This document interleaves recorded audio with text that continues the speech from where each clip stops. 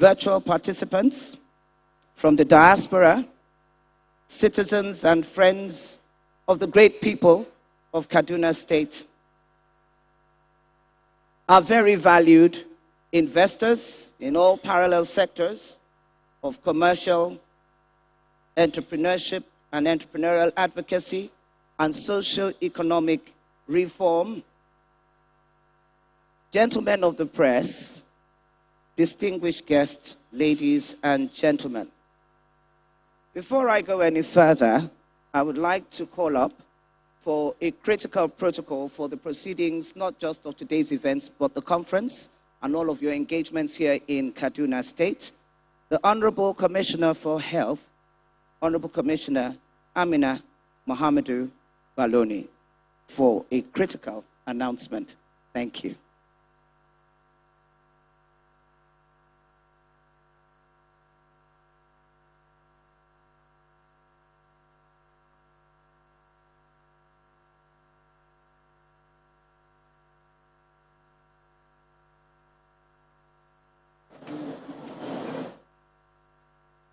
Your Excellencies, distinguished guests, and standing on all the existing protocols, good morning.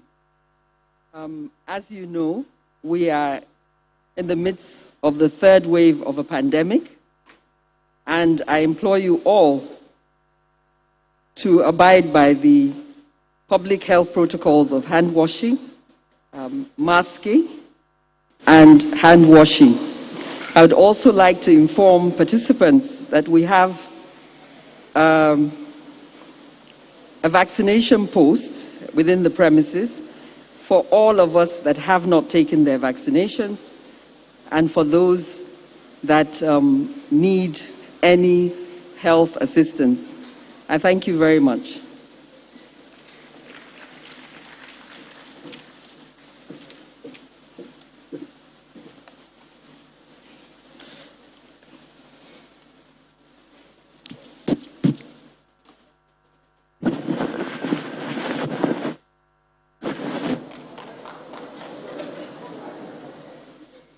All COVID protocols observed.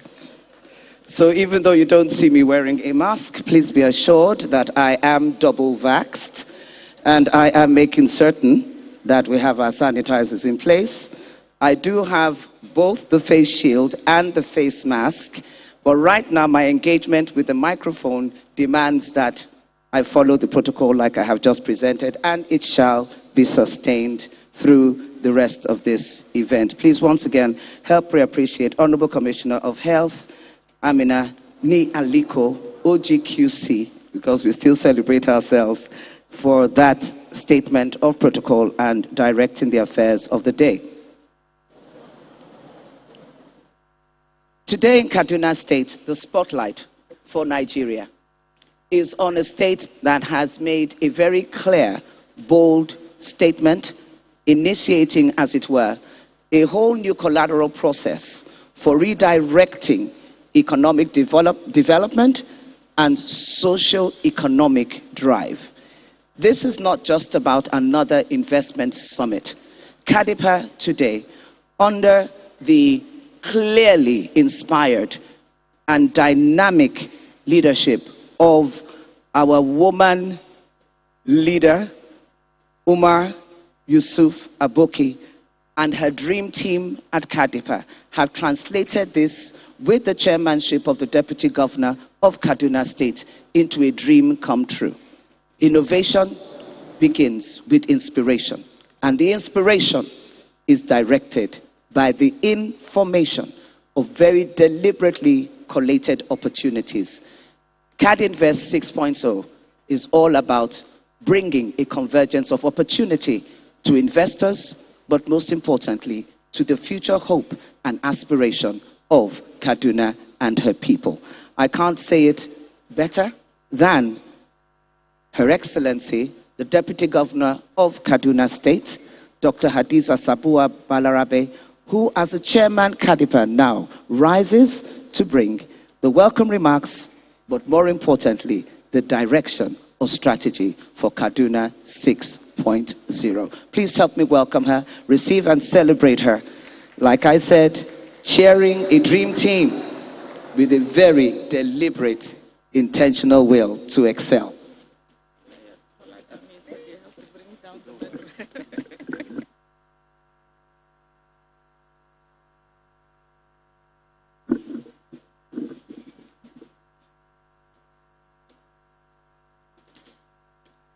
Your Excellency, the Vice President of the Federal Republic of Nigeria, Professor Yemi Osinbajo, who is on his way here, His Excellency, the Governor of Kaduna State, Malam Nasir El-Rufai, who has just stepped out to pick the Vice President from the helipad, and his amiable wife, Her Excellency Hajia Ummi Garba El-Rufai, other excellencies here present, members of the National and State Assemblies here present, members of the Federal and State Executive Councils here present, members of the Diplomatic Corps, our distinguished keynote speaker and other panelists, captains of industries here present, most revered local and international investors, both new and old, our development partners, other senior government officials, our revered royal fathers, other distinguished ladies and gentlemen, good morning. I welcome you all to this edition of our premier annual economic summit tagged Kadinvest 6.0. I extend special appreciations to everyone that has attended the previous summits, as well as those who are attending for the first time.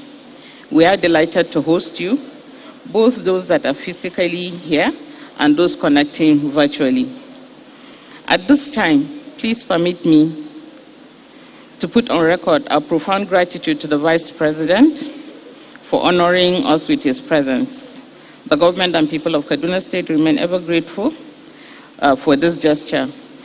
His presence, along with the gracious participation of His Excellency President Muhammadu Buhari at Kadinvest 5.0, means so much to the people of Kaduna State.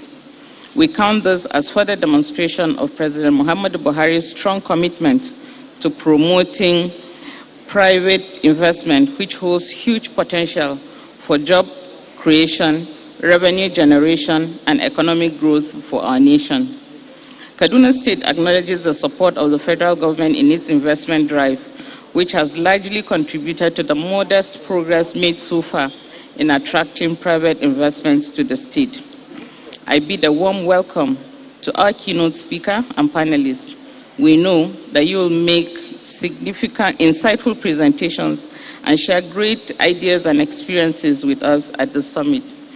We thank you for being a part of our efforts to turn our state into the investment hub of our desire.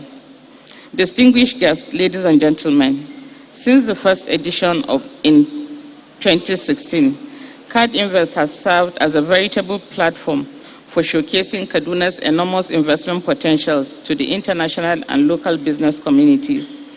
We are increasingly excited by the results of the last 5 years, which have provided ample evidence of the direct impact this showpiece has had on the economic fortunes of the state. We are similarly delighted to have seen some of our older partners expand their investment footprints in the state. As it stands today, Kaduna State has attracted over $2.6 billion worth of actual and announced investments because investors have faith in our message of being ready and open for private investments. We have initiated reforms, enacted laws, strengthened institutions to keep the commitments we made of creating a favorable business climate and offer protection for private investments. We hold the firm view that private investments hold the key to solving the big challenge of job creation, raising government revenues, and driving economic growth on a sustainable basis. We are committed to the transformation of Kaduna State into a private sector-driven economy with vast opportunities and shared prosperity for all its citizens.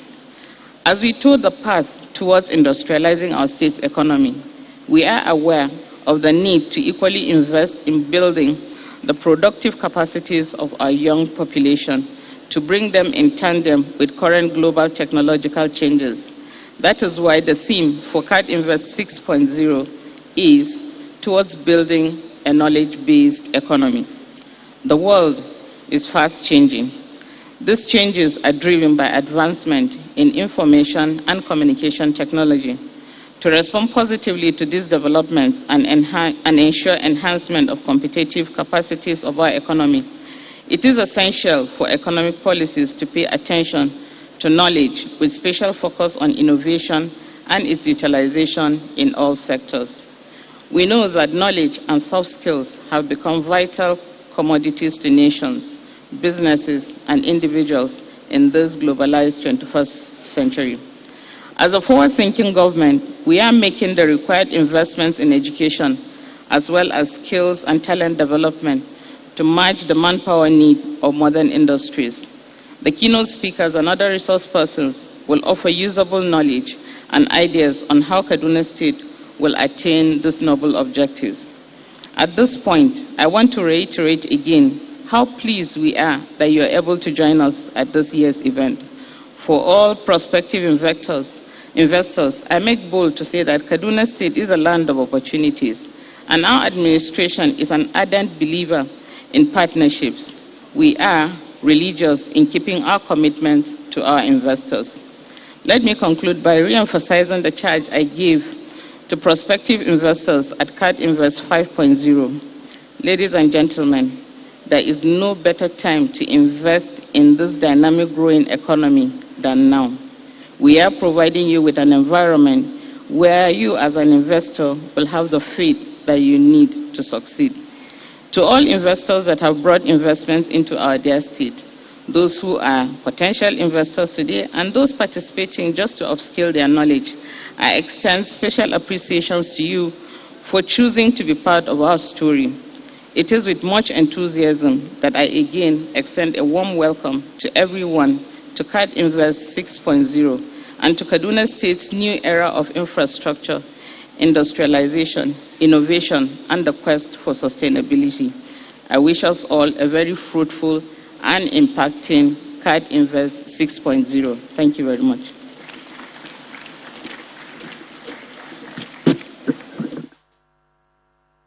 Round of applause. Let's appreciate and acknowledge Her Excellency the Deputy Governor. Madam Deputy Governor, we appreciate, and like she said, today is going to be a package of insightful presentations and great experiences. So how great is the expectation here today? Kadinvest 6.0, and it's all about a knowledge-based economy that is sustainable, that is impacting and resetting the vision, not just of a state, but of a nation state. Knowledge-based economies need people who know, and people who know what to do, what to see, what to say, how to unbundle, as it were, the implementables for redirecting the resource of knowledge. We're going to take the very first keynote, and this is a virtual presentation by Professor Benedict Orama, President of Afrexim. Today, he has a physical representative as well, and I'd like to acknowledge the presence of Dr. Hippolyte Fojak. You're very welcome, sir, and we appreciate the team also from Afrexim with you that shall be here for the duration of this conference.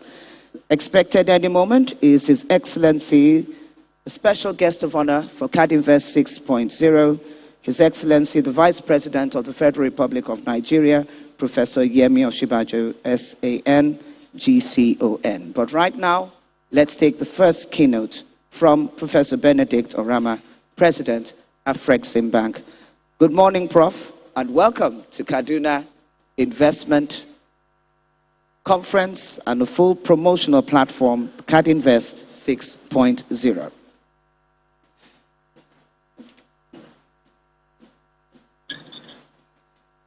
Good morning, Excellency.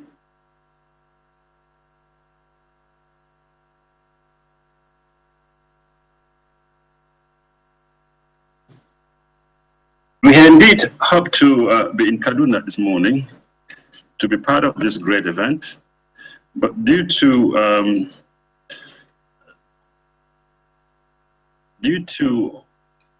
the fact that we're holding a board meeting this week, and we've been reduced to participating actively, but virtually. And so I would like to really extend greeting from our president, Professor Benedict Rama, and really on his behalf, thank His Excellency, Governor Nasir El-Rufai, and of the great state of Kaduna for associating African Export-Import Bank to the 2021 editions of its annual Economic Investment Summit, Kadinvest 6.0. And it's fair to say that investment drives growth and shapes trade, and it is very encouraging to see that the leadership of Kaduna is working with the Nigerian Investment Promotion Commission to sustain investment growth and perhaps attract a different type of investment, an FDI, foreign direct investment, the one that will better position and prepare the state of Kaduna to take full advantage of growth opportunities associated with the African Continental Free Trade Area agreements. The 2021 Kadinvest 6.0 is actually organized in the world is still in pandemic and its social and financial fallout. And in a major growth reversal, the COVID-19 pandemic downturn has actually set the regions on its first recession in 25 years. The Nigerian economy that was forecast to expand by over 2.5% pre-pandemic actually contracted by 1.8% in 2020. And despite the forecast recovery in 2022, next year and beyond, I think we are not expected to return to pre-pandemic growth trend anytime soon. In any case, not before 2022. And these forecasts are also clouded by a number of uncertainties and the increasing shift toward monetary policy tightening in response to heightened inflationary pressure, which will actually exacerbate investment within the continent, especially through financing options. Besides the macroeconomic management challenges associated with rising twin deficits of fiscal transfer from the Federal Allocation Account Committees, the crisis also highlighted the risk associated with excessive dependency on primary commodity. If you look at oil production, we still account for over 90% of foreign exchange in earning and 65% of fiscal revenue in Nigeria. This is a major growth driver, but also a significant risk whenever there are shifts in terms of trade, specifically in global demand for oil, as well as oil prices. In essence, whatever affects the oil price will actually have implications for the Federal Account Allocation Committee and therefore the resources received by different states, including Kaduna. African countries which still depend heavily on commodities were actually the most affected by the COVID-19, at least during the first round effects of COVID-triggered global demand and supply shocks. And if you look at the actual graph that we have on the screen, I'm not sure if we can see transition on the screen, if arrangement has been made to that effect. I'm just checking whether you can see the graph on the screen. Hello? At the same time, when you look at the global level, it's not just Nigeria which is affected by commodity, but it was also a global phenomenon affecting most African countries. And we compare at the height of the pandemic, when manufacture trading contracted by 19% and fuel and mining product contracted by 38%, reflecting both the conjunctions of two factors, the volume and price effect. And the African Continental Free Trade Area Agreement, which entered into force this year, provide the opportunity to increase and shift the composition of FDI and investment to accelerate the diversification of sources of growth and African trade. In this regard, and on behalf of President Rama, we welcome the choice of the topic underpinning our contribution, boosting intra-African trade and investment, the role of the AFCFTA. I think we shall proceed in 3 steps. First, discuss why is boosting African trade investment important? How do we achieve that and the role of the AFCFTA? And finally, overview and support extended by Afreximbank to enhance implementation of the AFCFTA, but also attract more investment into its member country at the federal and sub-national level, including therefore Kaduna. And why is boosting intra-African trade and investment important? I think it's fair to say that excessive dependency on primary commodities has been highly costly to the continent in terms of volatility. And at the same time, the extroverted nature of African trade, whereby more than 85% of African trade is extra-African trade, has actually been a major source of global volatility. And compare that to 72% in Europe of intra-African trade and 52% in Asia versus just 15% in Africa, you can see why we are so heavily exposed. And that exposure is such that when there are global shocks, we tend to have more volatility on extra-regional trade and intra-regional trade. And for instance, last year, I think while extra-African trade contracted by 12%, the intra was just about 9%, meaning that we tend to be more affected when there are global uncertainty and volatility at a global level.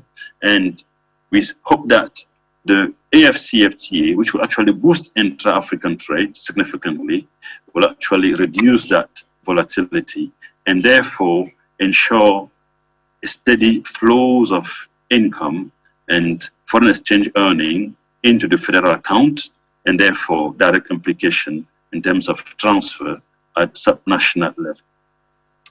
And in fact, it's fair to say that intra-African trade has also been an efficient absorber of adverse shocks and tend to foster macroeconomic stability. So the benefit will be magnified by the AFCFTA, which has the potential to raise international trade by more than 25% over the next decade.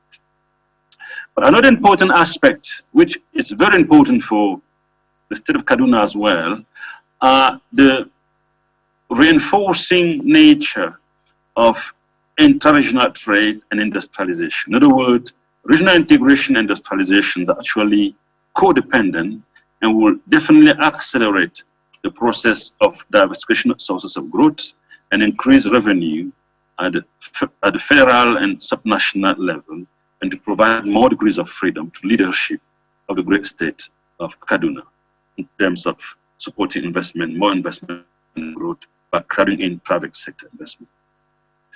Another important benefit, the third one, in terms of why is it important to boost intra-African trade, what I call the indirect benefit. And accelerating diversification of sources of growth and trade through the mutual reinforcing nature of regional integration and industrialization has several benefits, including the fiscal debt, but also the welfare benefit. I think growth without transformation has been immeasurizing in Africa, resulting in widening income gap with other regions of the world. If you look at the graph, it's quite clear that we compare Nigeria to Indonesia, for instance, and at some point we had much higher per capita income in Nigeria.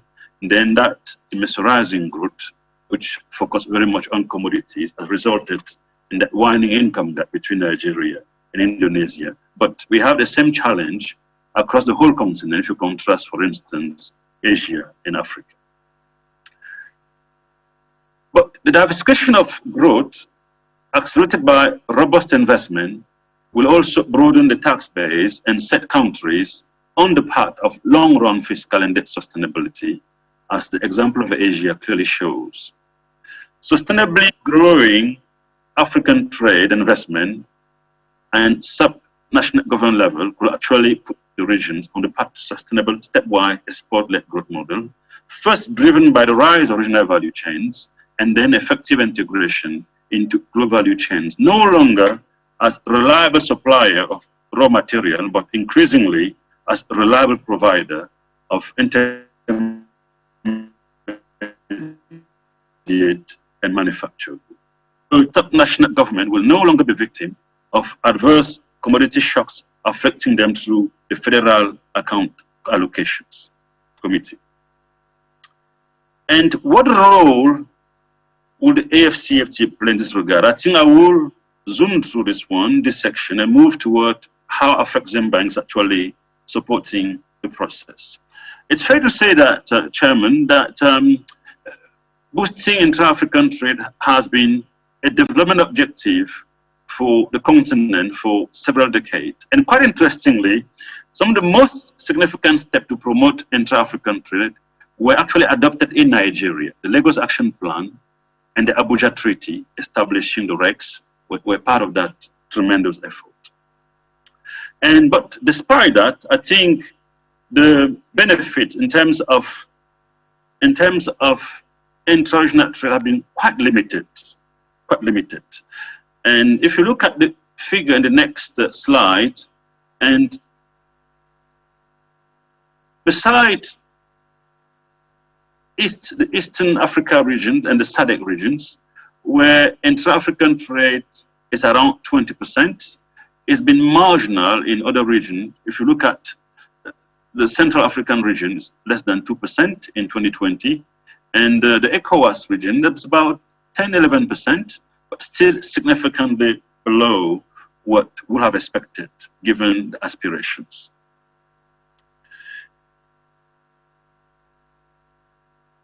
The REX experience clearly shows that simply relaxing barriers to trade is not enough, especially for emerging and developing market economies, confronting so many constraints and to expand trade, not least the supply side constraint. Few of those constraints, Chairman, Excellency, are overcoming production constraints, producing goods that can be exported through the promotion of right investment.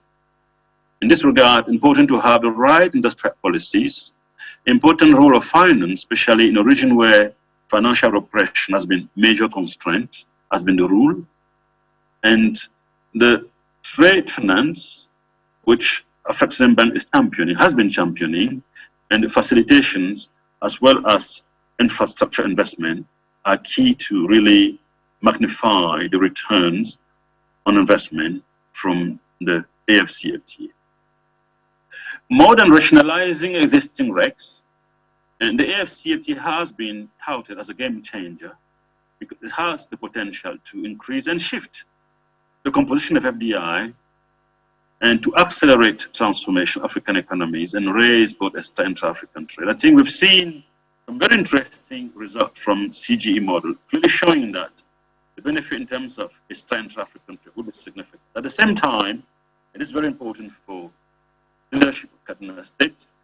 The real wages will actually increase across the board for both skilled and unskilled labor, essentially in actually a shift towards a more inclusive growth model supported by that regional integration process. The rules of origins, this is very important for investors today. The rules of origins will actually provide benefits in terms of incentive, fiscal incentive, to all investors within the regions. And we call it the industrialization accelerator, and will play a key role in attracting a different type of investment to address the supply side constraint and better prepare states like innovative states like Kaduna to become major hub, manufacturing hub for the whole continent. In essence, the great state of Kaduna could become the investment hub and a source of final intermediate goods for the rest of the continent, especially if cross-border infrastructure constraints are also lifted in the process.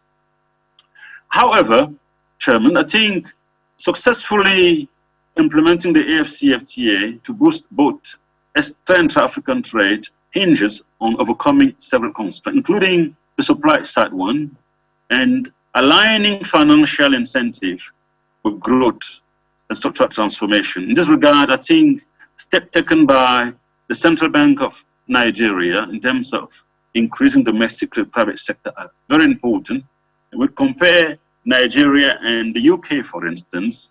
I think domestic credit private sector as a share of GDP is just about 15% in Nigeria compared to 135% in the UK and 66% in Turkey. I think something has to be done on that. And the step taken by the central bank governor to actually raise loan to deposit ratio are important, but more need to be done to really support local investor, and which would then crowd in foreign investor to support the transformation process. Infrastructure deficit we mentioned earlier is fundamental. I think we have some very good studies showing that if we were to close or to raise Africa infrastructure to the global average, the benefit would be significant. Non-tariff barriers, but also facilitating the transformation of African economy by allowing DFI and Public Development Bank to play a more important role in that injections of patience and long-term capital will be critical at this juncture. Mitigating the short-term adjustment cost, and African Bank is championing this to make sure that at onset, it becomes a win-win project for all continents, for all countries, all member countries, and drive sub-national government into the process at that particular juncture. And finally, closing trade financing gap. It's very important to support trade and to deploy the resources and the product from one region to the next, from one subnational level to the rest of the continent. This is very important. I think Africa play a major role in supplying the trade finance. And one major challenge, which actually makes things even more difficult within the continent, is excessive reliance on foreign currency, US dollar in particular, for cross-border trade. It's a constraint that will be alleviated through the initiatives taken by African Bank through its Pan-African payment and settlement systems. And finally, to close in the last section of this presentation, Chairman, I think the key question now is, what is African Bank doing to support this process? It's fair to say that intra-African trade and industrializations have been really at the heart, at the center of the bank strategic plan on the implementations. The bank has been working closely with government, banks, and financial institutions across the continent to overcome the challenge outlined above, but also support implementation through direct financing, guarantees, credit insurance, information advisory, but also innovative and technological solutions. Here we have a set of products that the bank has actually been using in that regard. And I can start with the Pan-African Payment and Settlement System to say that why should trade between Kaduna and Ghana be settled in hard currency that we do not have? And through the Pan-African Payment and Settlement System, the bank will enable local currency to be used for intra-African trade. I think it's been well developed in collaboration with ECOWAS, and we are planning to actually unveil this and move to full implementation later this year. It's well advanced, will benefit investors and traders in Kaduna and other states across the union significantly. The next project that the bank has to support investors and to support entrepreneurs across the continent in Kaduna is the African Collaborated Transit Guarantee Scheme, which essentially is a technology-enabled transit guarantee that will facilitate seamless movements of goods across multiple borders and significantly reduce the cost of transit bond, as well as time to export and import. This is very significant, will be actually a game changer. I did discuss the adjustment facilities, which ensure that the short-term adjustment costs borne by entrepreneur, but also government, are mitigated to ensure that the AFCFT is a win-win continental trade reform for all parties involved. And we have the due diligence, which is also very important in terms of ease of doing business through a centralized system of KYC for all investors. It has a potential to significantly boost FDI and trade across the continent. And the Africa Quality Assurance Center, AQUAX, is very important. In fact, sometimes the key constraint to trade within the continent the issue of certification and inspections. The bank is pushing this, including establishing such a center in Kaduna to make sure that what is produced actually meet international standard. And as we get to that, there will be more drive for increased investment to support the growth. We can see ACAC putting us into a virtuous circle of sustainable investment and growth. And also extremely important and relevant to this exercise is a fund for export development in Africa, FEDA, which is to help the bank close, or the continent and Kaduna close the gap in the equity investment, to make sure that every single good project, startup ideas in this continent does not end up dying because of lack of financing. And the FEDA, it's a way for the bank to provide long-term funding to actually support innovative idea and project within the continent. It's also a vehicle to leverage more resources globally in support of industrialization across the continent. Our Inter-African Trade Fair is also a very important platform that brings together supplier, producer, and consumer. It's a marketplace for B2B and business to government, which actually foster inter-African trade. The first one was very successful, held in Egypt. I think the second one is around the corner in November in Durban, between November 15 and 21. So I will actually very much encourage the participant in this event to actually plan to attend the trade fair holding in Durban in November. Also important is the trade finance. I think this is quite relevant, the next one. And over the last 4.5 years, the bank has actually disbursed more than $20 billion to finance intra-African trade. And we intend to double that to 40 billion over the next 5 years to actually move goods across the continent. As I said earlier, Kaduna can become a regional hub for manufactured goods.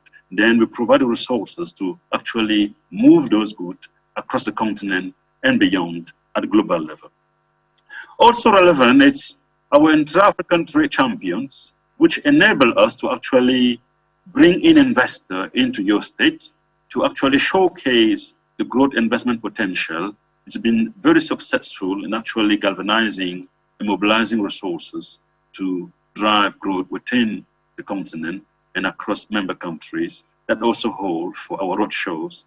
And in terms of leveraging international partnership, the bank has done very well on that, drawing on its convening power to bring more resources into the continent, such that for each dollar invested, we can actually attract up to $5, $6 in terms of leveraging ratio.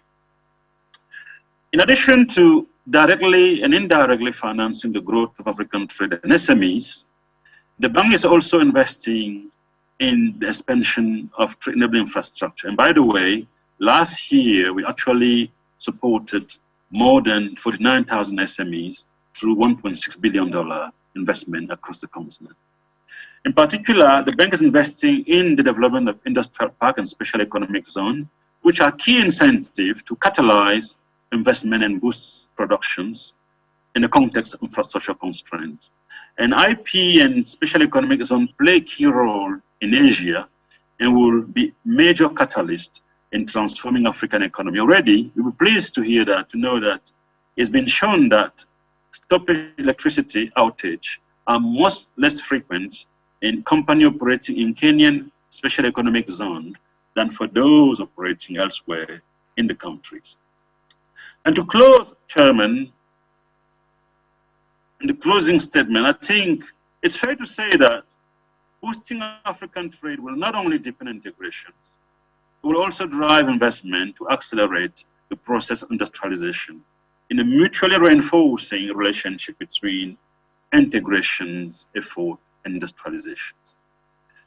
Manufactured goods account for a sizable share of intra-African trade, and growing cross-border trade will deliver the process of industrialization which has eluded Africa for decades, with significant benefit in terms of welfare, as well as fiscal and debt sustainability at the federal, but also sub-national level. But it will also position Nigeria as a leader and winner during the implementation of the AFCFTA significantly raising its share of intra-African trade with direct benefit for subnational government, including the great state of Kaduna. Simulations show that country and states with more diversified source of growth, which has been done under Kaduna, will actually thrive under the AFCFTA. Member country and subnational government should invest to improve infrastructure, both physical and economic infrastructure, to take full advantage of growth opportunity offered by the AFCFTA. Afreximbank is actively supporting its member countries, working with bank and government at national and subnational level to ensure that the potential growth and development impact of the AFCFTA are not only realized, but also broad and all-encompassing.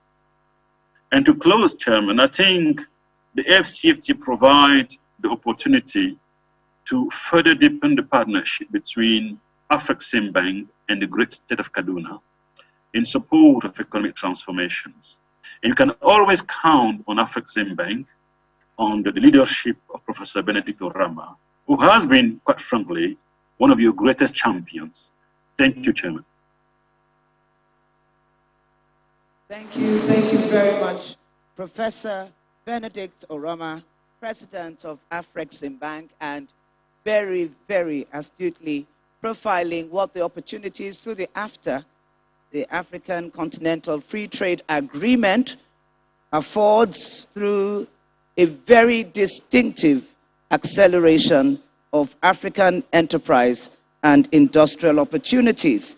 It's dynamic. It works from the position of the rule of origin, providing benefits, catalysts, but most importantly, the power of progressive intra-African trade.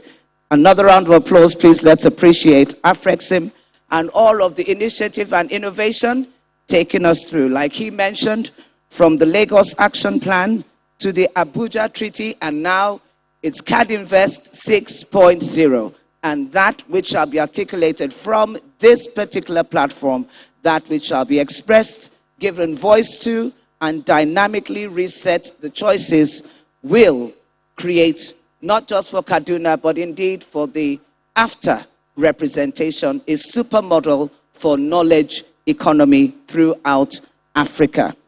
A little earlier on the Sunrise program, the Governor, Kaduna State, and I want to quote him, had said, and he was referring in particular to the Dara Ranch project, and he said, you know what it is, if it works, fine, and if it doesn't work, we adjust.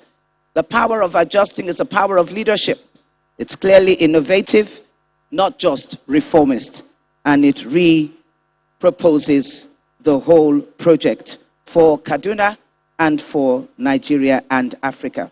Right now, we're going to be taking 3 critical goodwill statements, and they're going to be coming from, first of all, the Emir of Zaria, His Excellency Ambassador Ahmed Nuhu Mamali. Secondly, Galadima Kazauri, the Honorable Minister of Water Resources, Alhaji Suleiman Adamu. And our third goodwill intervention shall come from the President of Skipper Group, Jitender Sakdeva. These are 5-minute quick interventions, but critical goodwill messages by these iconic first frontline representations. Let me first invite now His Royal Highness, the Emir of Zaria, Ambassador Ahmed Nuhu Bamali. Thank you. Emir of Zaza, thank you.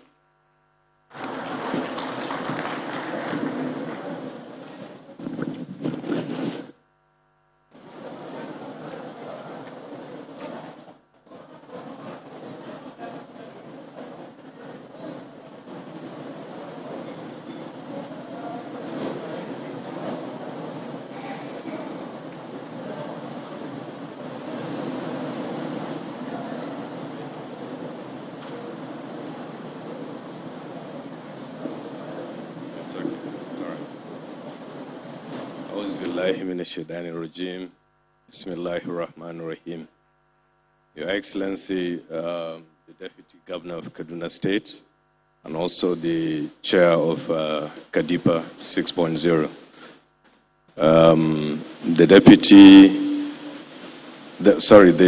vice chairman of the Kadipa, His Highness Muhammad Sanusi II, and the 14th Emir of Kano, the Galadiman Kazaure, and Minister of Water Resources, my Lord, spiritual and temporal, the Siege of Kaduna State, other investors, entrepreneurs, members of the diplomatic corps, the press, ladies and gentlemen, Assalamu alaikum. I'd like to take this opportunity to welcome all of you to Kaduna, the land of opportunities, a land of investment. I'm sure you will all agree with me that investing in Kaduna State is the greatest thing that will happen to anybody in this century. It's a state that has proven itself over this period, and you can see the astronomical growth of the state in the last few years. So you're all welcome to Kaduna State, and I wish you a successful stay in Kaduna, and congratulations to Kadipa and the government and people of Kaduna State. So, assalamu alaikum. Thank you very much.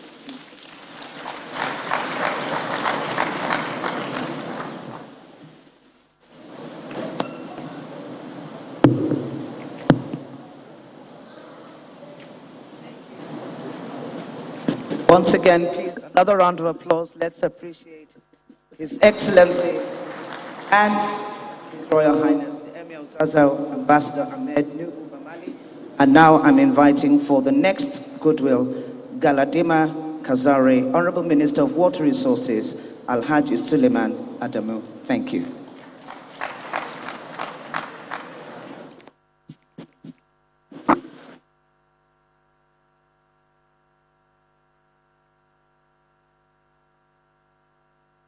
Your Excellency, the Deputy Governor of Kaduna State, Your Excellencies, Your Highnesses, members of the State and National Assembly, distinguished invited guests, ladies and gentlemen, I'm pleased to have been invited to this 2021 edition of the Kaduna Economic and Investment Summit.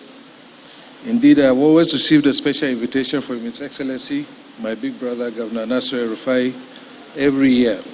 But unfortunately, the event has, for some strange coincidence, always clashed with other engagements, especially the UN General Assembly.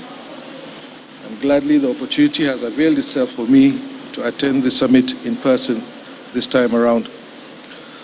From the tremendous progress that the El-Rufai administration has made since its inception, which I, as a bona fide Kaduna resident, can attest to, this series of summits has added so much value to Kaduna State, particularly in the provision of social and economic infrastructure, as well as urban renewal, an inflow of considerable investment in agriculture, mining, commerce, and industry.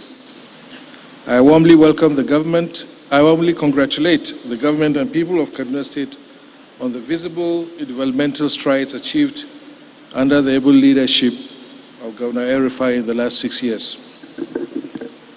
The Federal Ministry of Water Resources has been and will continue to be a willing partner in support of the efforts being made by the state to improve the economic well-being of the people. In particular, I wish to mention some of the areas of cooperation and collaboration that are on stream between my ministry and Kaduna State. One, the Federal Ministry of Water Resources has successfully concessioned the 30-megawatt Gurara hydropower station last year in 2020. We are still awaiting completion of the Mando-Kudenda transmission line by Transmission Company of Nigeria, following which the plant will commence full operation, providing additional power to the Kudenda industrial area of Kaduna. Secondly, a master plan is being put together to develop the tourism potential of Gurara Dam, the objective being to create a full-fledged tourist resort of international standards, with a view to promoting domestic tourism and a huge tourism economy around the area. This is intended to be almost wholly private sector driven. 3, the development of Itisi Dam is now on course. This is, we have concluded the final engineering designs, and about 6 major companies have indicated interest to construct the dam, along with a 40-megawatt hydropower station on build, operate, and transfer basis.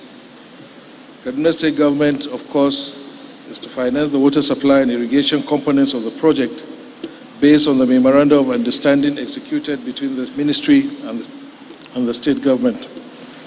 The appointment of its transaction advisor is in process towards preparing an outline business case for this project as we continue to engage with the Infrastructure Concession Regulatory Commission.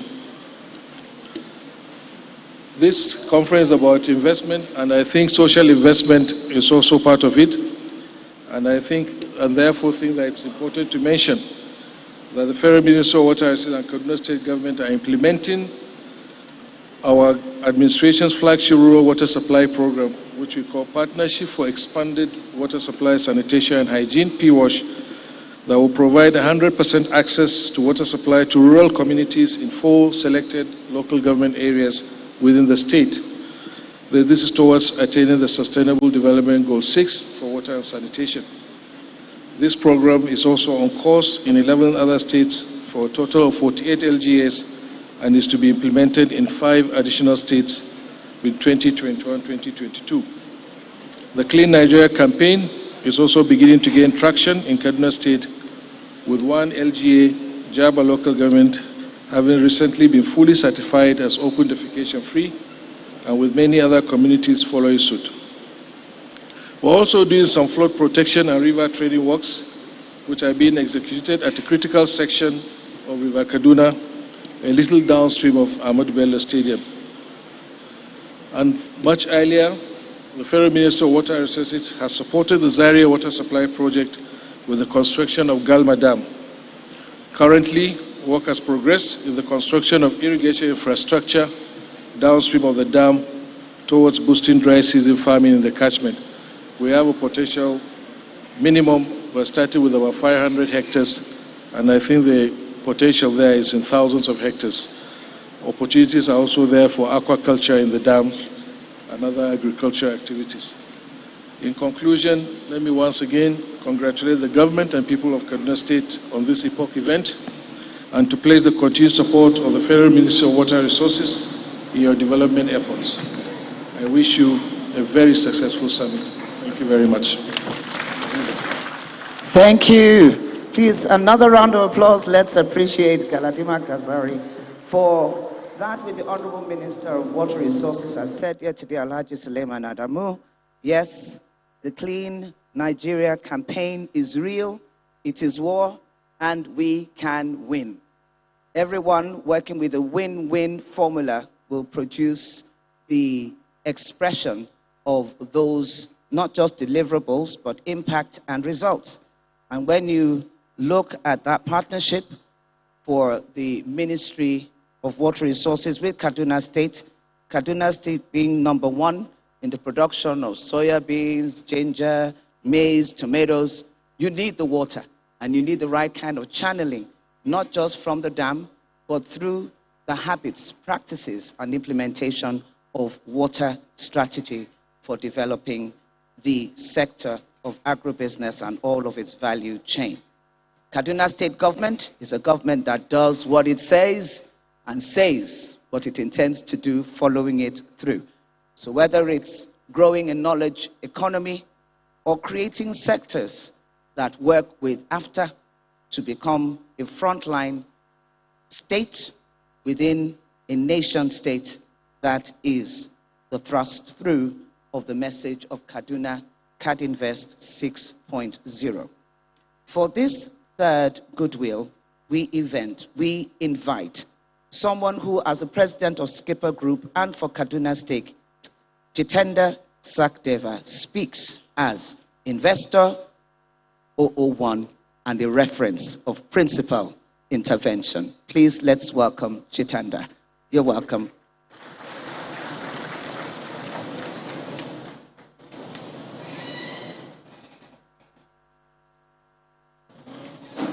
Excellency, the Deputy Governor of Kaduna State, Honorable Minister of Water Resources, distinguished members of the Assembly, National Assembly, House of Assembly, Honorable Speaker, distinguished ladies and gentlemen. This is my 6th continuous year when I have been coming for this Kadinvest Summit. And I have been watching the practical change. When I walk from one corner of the city to the another corner, the change itself shows that it's not only the economic discussions or decisions, but also the implementation which is happening and which is making the city on a real change. I was speaking to the MDs of Nestle and Olam a few days before, who are the major investors in the city, and I came to know that they have further plans because the confidence is there, because the ease of investment is there. I am fortunate to be the chairman of SKIPA.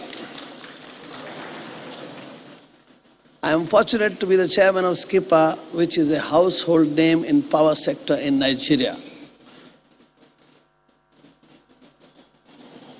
SKIPA is a sizable investor in the power infrastructure in Nigeria, having its own manufacturing units for transformers, switch gears, control gears, solar equipments manufacturing, meters manufacturing, and construction activities like EPC, and where we have a lot of construction equipment, etc. At the same time, SKIPA is aggressively investing into Kaduna State through a 84 megawatt power plant in Kudenda. This power plant is already under the implementation stage. Not only this, Kaduna is the first state in whole of Nigeria which is going for its own 132 kV transmission line, which is to be constructed from Kudenda to Marabanjos, thus making a fail-safe power supply across the state. As Honorable Minister of Water Resources said, water, 20 megawatt Gurara power plant is there. So this gas power plant is coming because AKK is getting operational.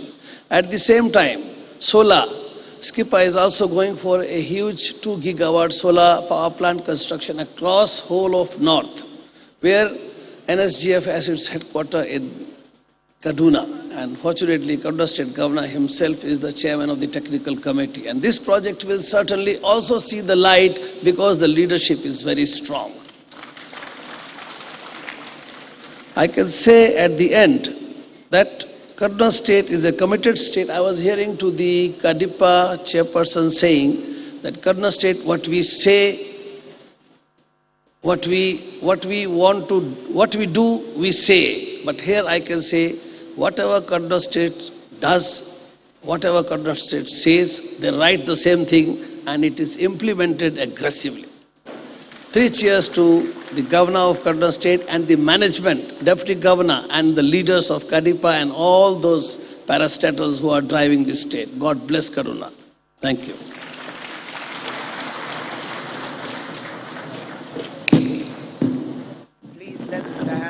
Once again, let's just appreciate Mr. Jitendra Sakdeva, and he has spoken as a believer working with the pillars in the forefront of the dynamic, trailblazing action of the leadership of Kaduna State. What Kaduna State says it does, and what it does is simply the culmination of everything it has said.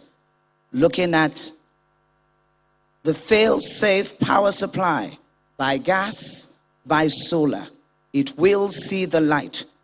Because of the leadership, there will be light in Kaduna State.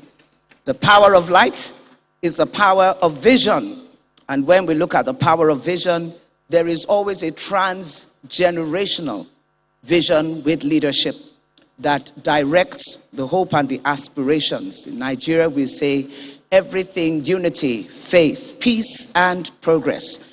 It must stand on the pillar of progress for unity, faith, and peace to be truly transacted as a national aspiration and delivery for the next generation.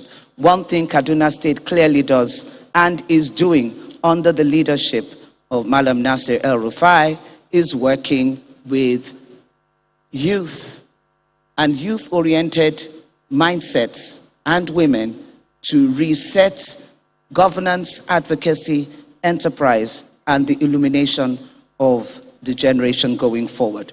We're going to take a documentary, but before I do that, I'd like to call up someone who is working with me today, and she handles the aftercare service at Kadinvest 6.0. And I was very deliberate about requesting that I have someone work with me and talk with me even as I carry on this privileged assignment hosting the Kadinvest 6.0. Please help me welcome Hannah Bello. Today, as you listen to her voice, what you're actually listening to is a very deliberate intervention by the government of Kaduna and the leadership at Kadipa to give not just women, but the next generation leadership voices, come to the table, coordinate and collaborate. Hannah, welcome. Now, talk to us. Good morning, everyone. All existing protocols duly observed.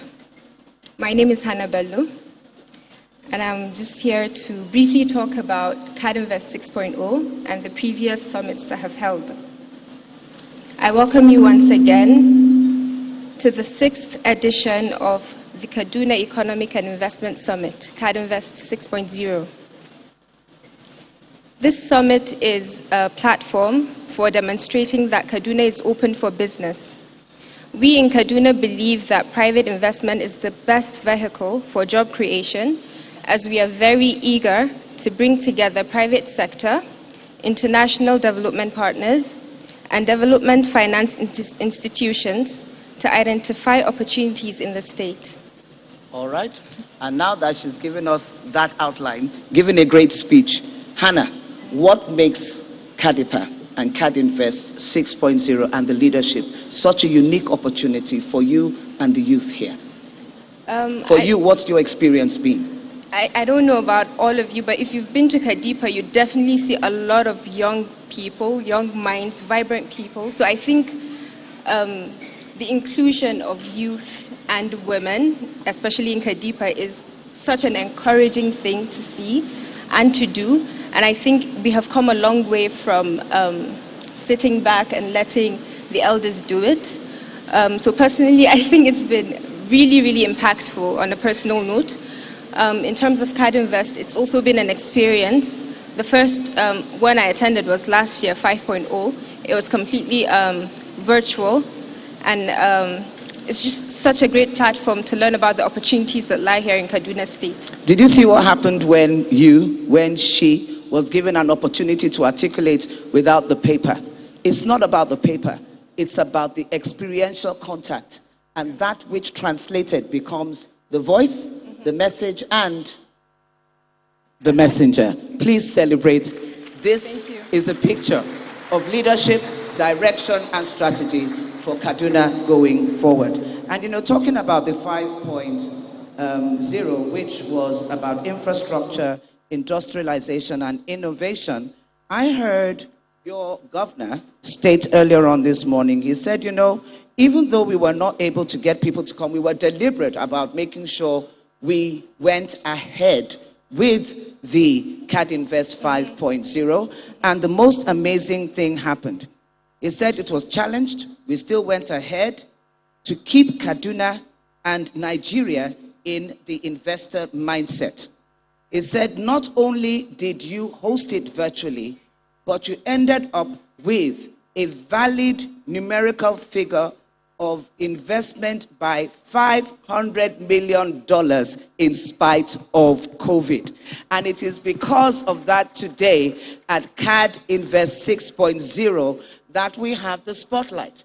The whole world globally, the whole nation, but most importantly, hosting any moment walking in now, His Excellency, the Vice President, as the chairman of the National Economic Summit, coming to Kaduna State. Why?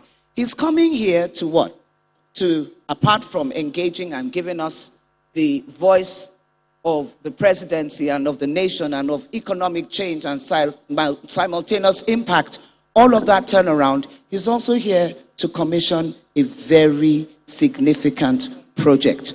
Today on Sunrise TV, we had an interview with the GM of the markets development. What's his name again? Hafiz. Mr. Hafiz. Yes, exactly. And when we were talking, he was talking about the fact that the project, that market project, which is a very unique one, isn't just about an investment for people being relocated from what was the former traditional marketplace, but it's a statement by this government to bring a reconciliation of ethno-religious conflict into a place where everybody is being brought together. There were 2,500 plus market traders previously, and they've built a facility that takes 3,500. They've made sure it is integrated, that no one feels marginalized, and I would really like to commend the director, Bayero, Hafiz, MD, Hafiz Bayero, thank you, the MD of Market Development and Management in Kaduna State, for outstanding, not just remarks, but courage to go ahead with this project. Yes, 2,100. And what Kaduna State has done is not just that it's placing people in this new market. It has actually gone ahead beyond building the market to building the business models.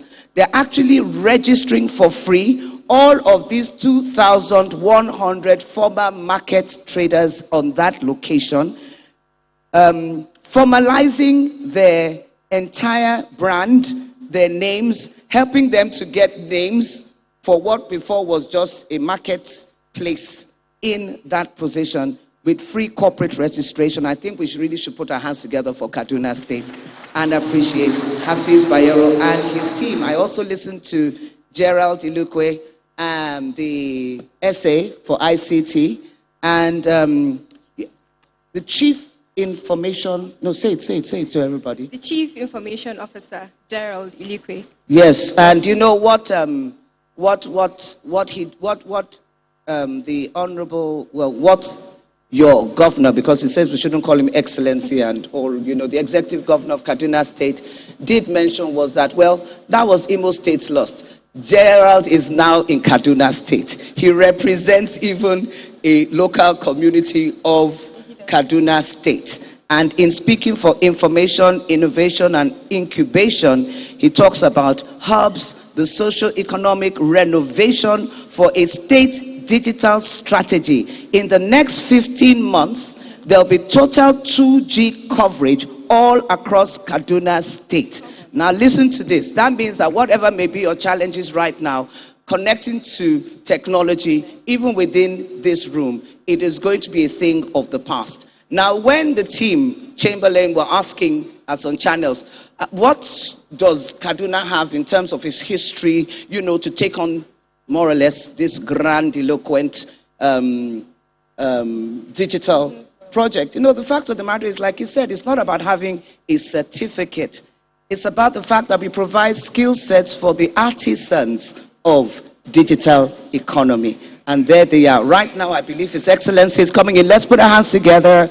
All right, not yet. He's almost in here. So it's all about a socio-economic revolution through a very deliberate technology-driven education, and 5 state-owned tertiary universities are going to be the centers of directing this opportunity. There's also an ICT hub, and what is that called? An ICT hub that was built in collaboration with the Bank of Industry.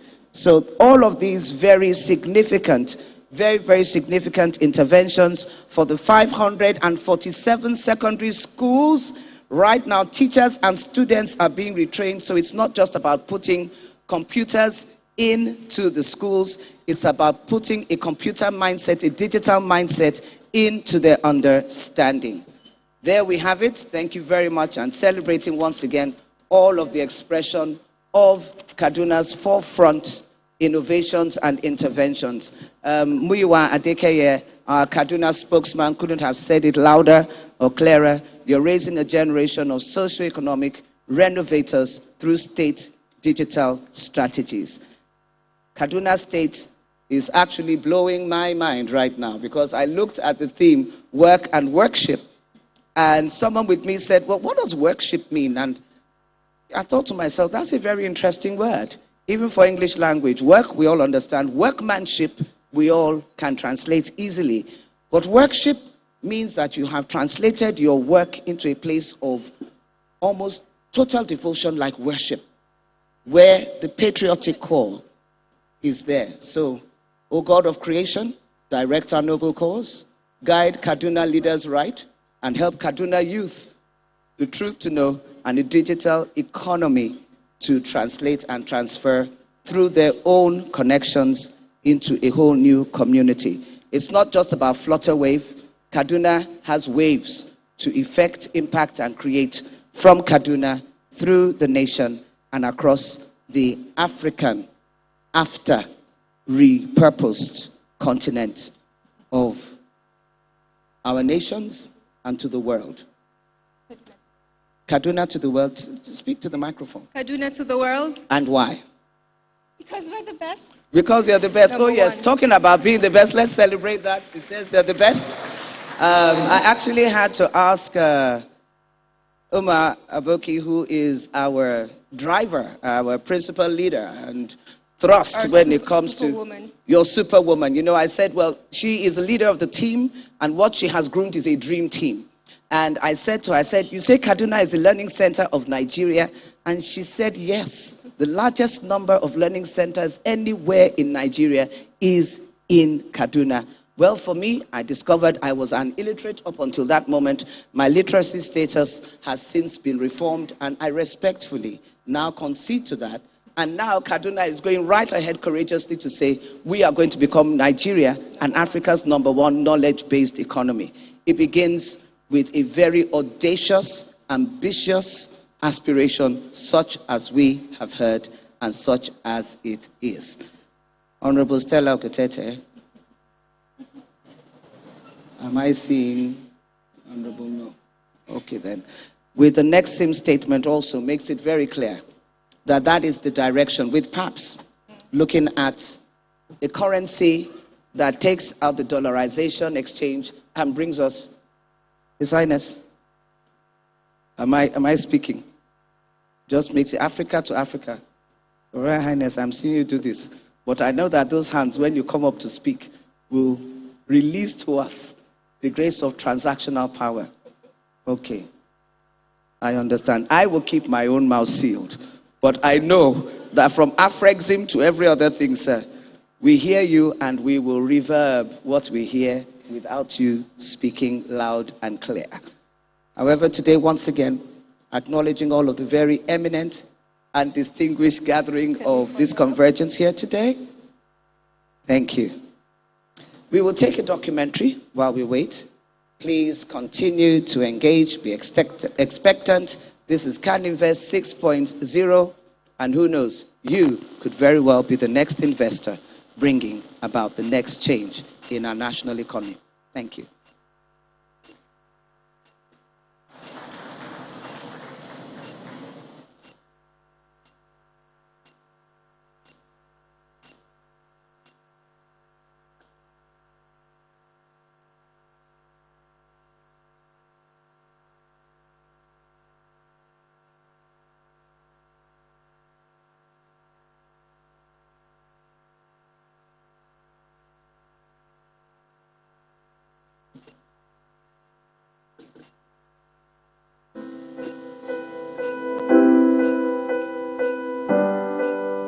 And now, we will have a speech by another keynote speaker, Professor Celestine Monga. He's a visiting professor of public policy at Harvard Kennedy School of Government. Please welcome him virtually as he joins us in this summit.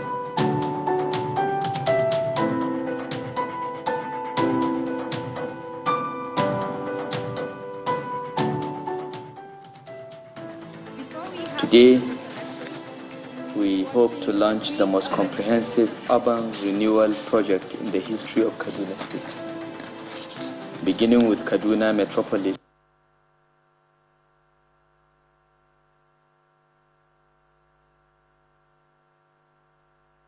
This one is. So, like I said, we would be watching an urban renewal documentary to see the amazing things that have been happening in Kaduna. I'm sure if you go around Kaduna, some of us get lost after a while. I have been lost a lot of times and have grown up here. So kudos to the government. We're still going to take and then after that... No, we're taking it now. Now? Okay. We're having Professor Celestine Monga right now. He is the visiting professor of public policy at Harvard's Kennedy School of Government. Please put a round of applause for him.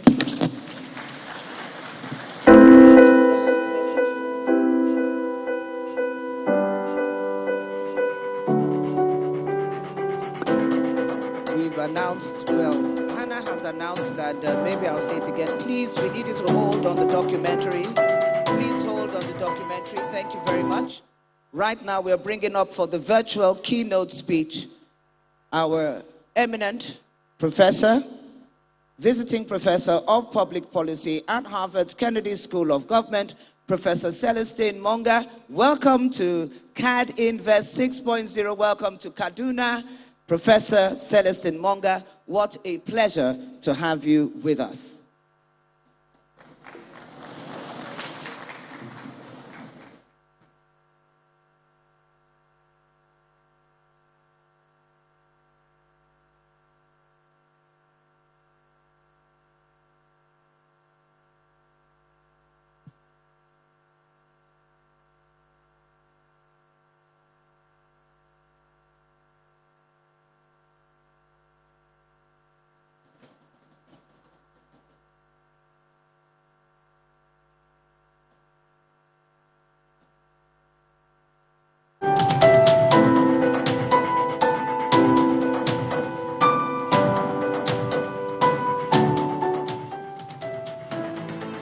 Today, we hope to launch the most comprehensive urban renewal project in the history of Kaduna State, beginning with Kaduna Metropolis, our state capital.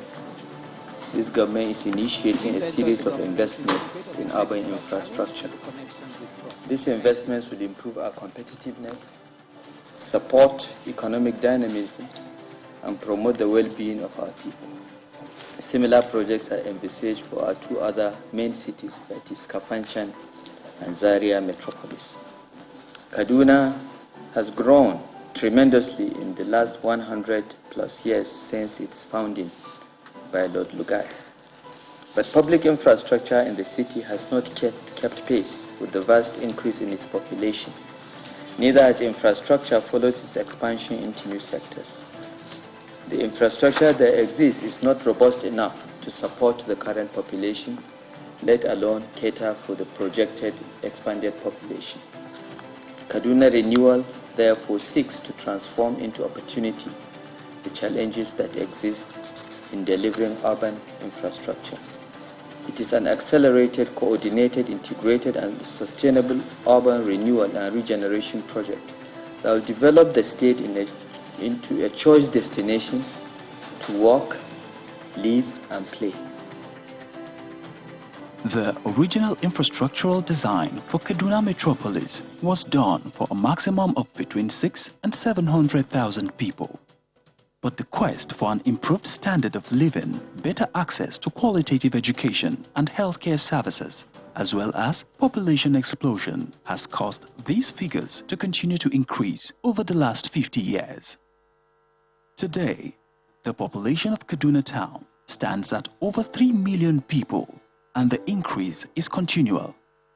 The resultant effect and strain of this on existing infrastructure is obvious.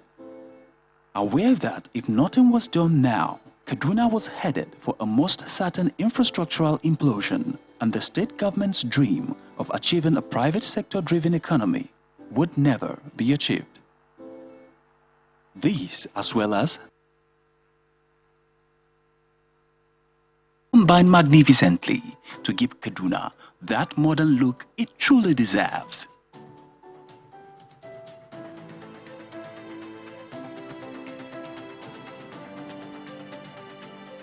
Here is a look at some of these areas before and how they look now.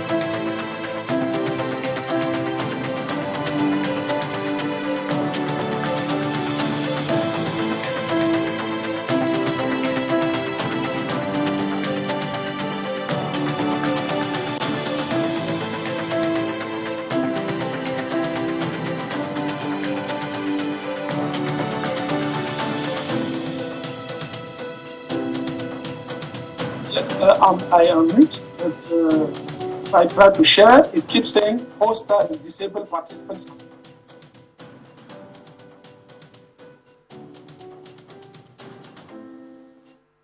The Urban Renewal Project did not focus on Kaduna Metropolis alone, but extended to other major cities of the state like Zaria and Kafanchan.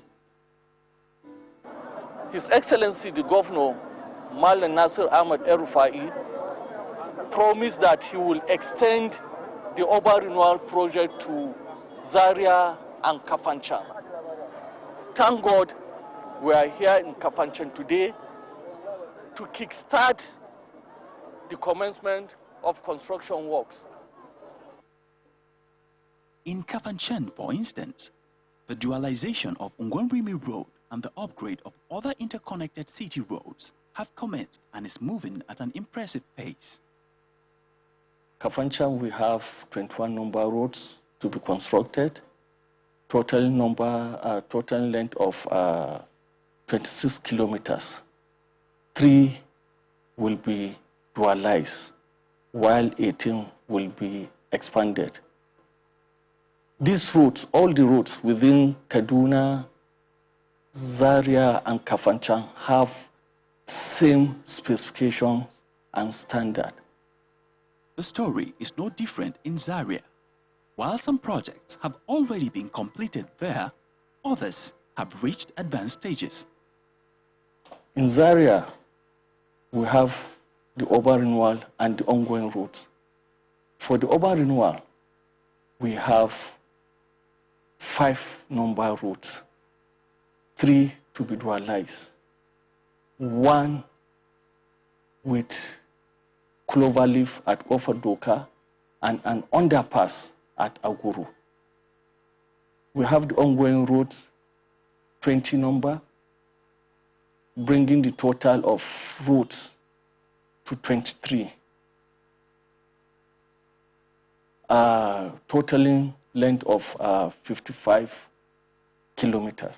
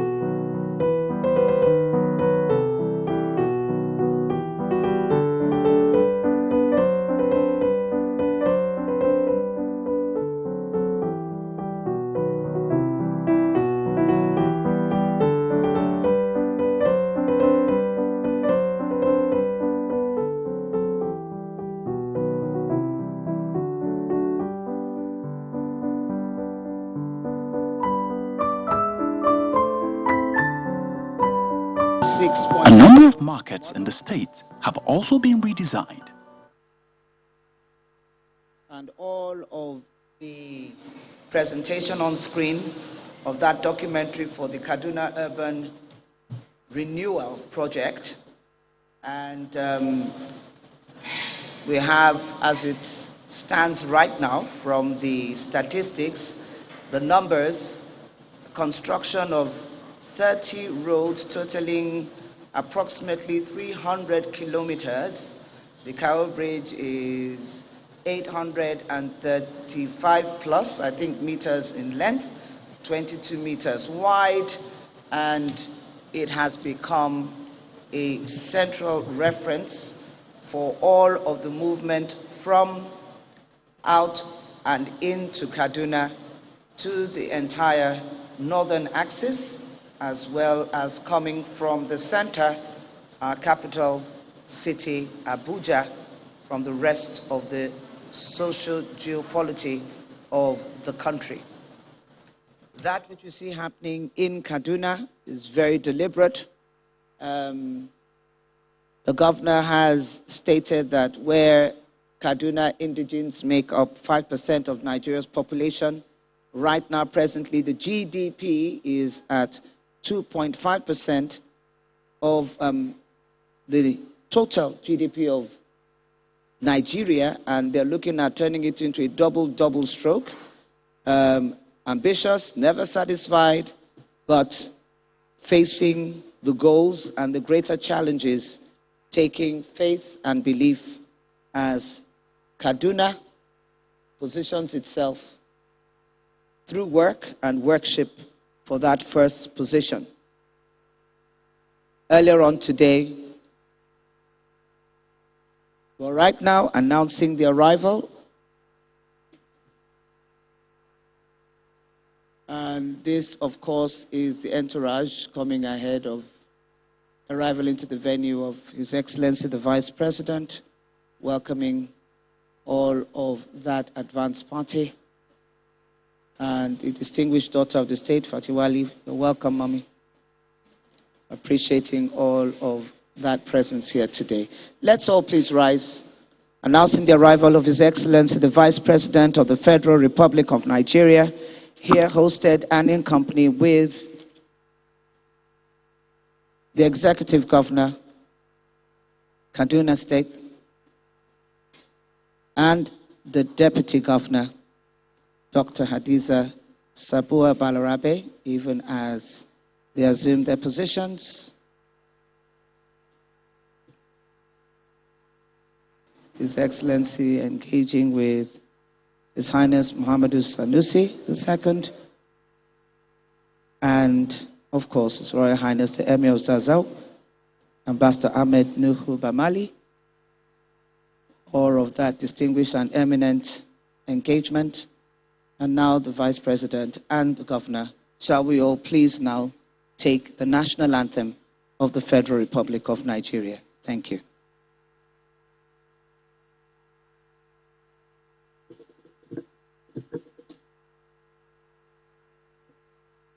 National anthem, Federal Republic of Nigeria. Arise, O compatriot.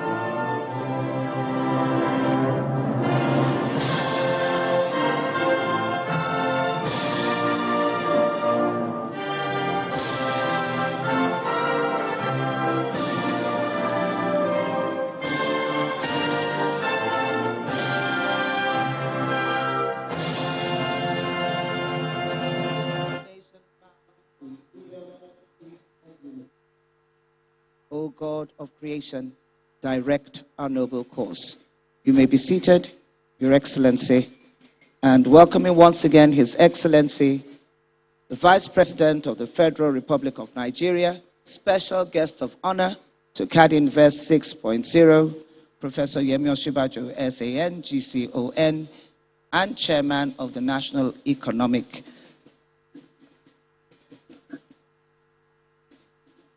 coordinating today all of the expression of governance and advocacy for economic change.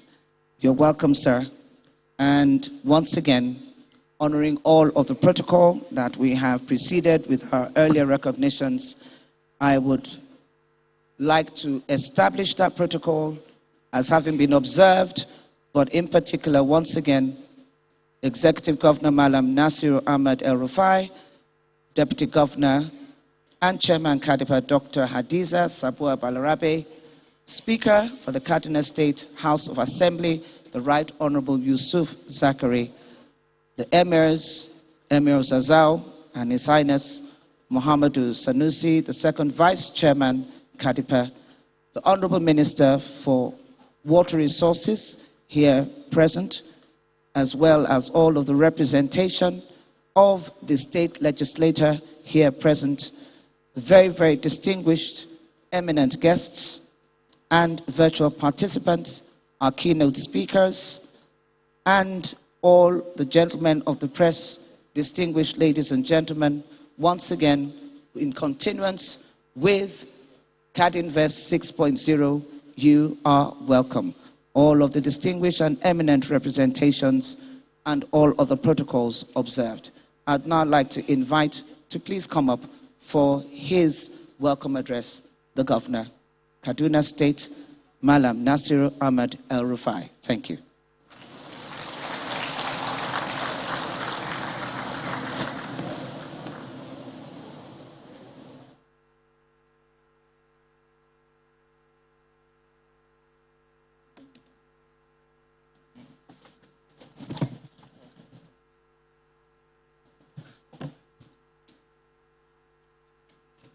Your Excellency, the Vice President of the Federal Republic of Nigeria, Professor Yemi Osinbajo, Senior Advocate of Nigeria, GCON.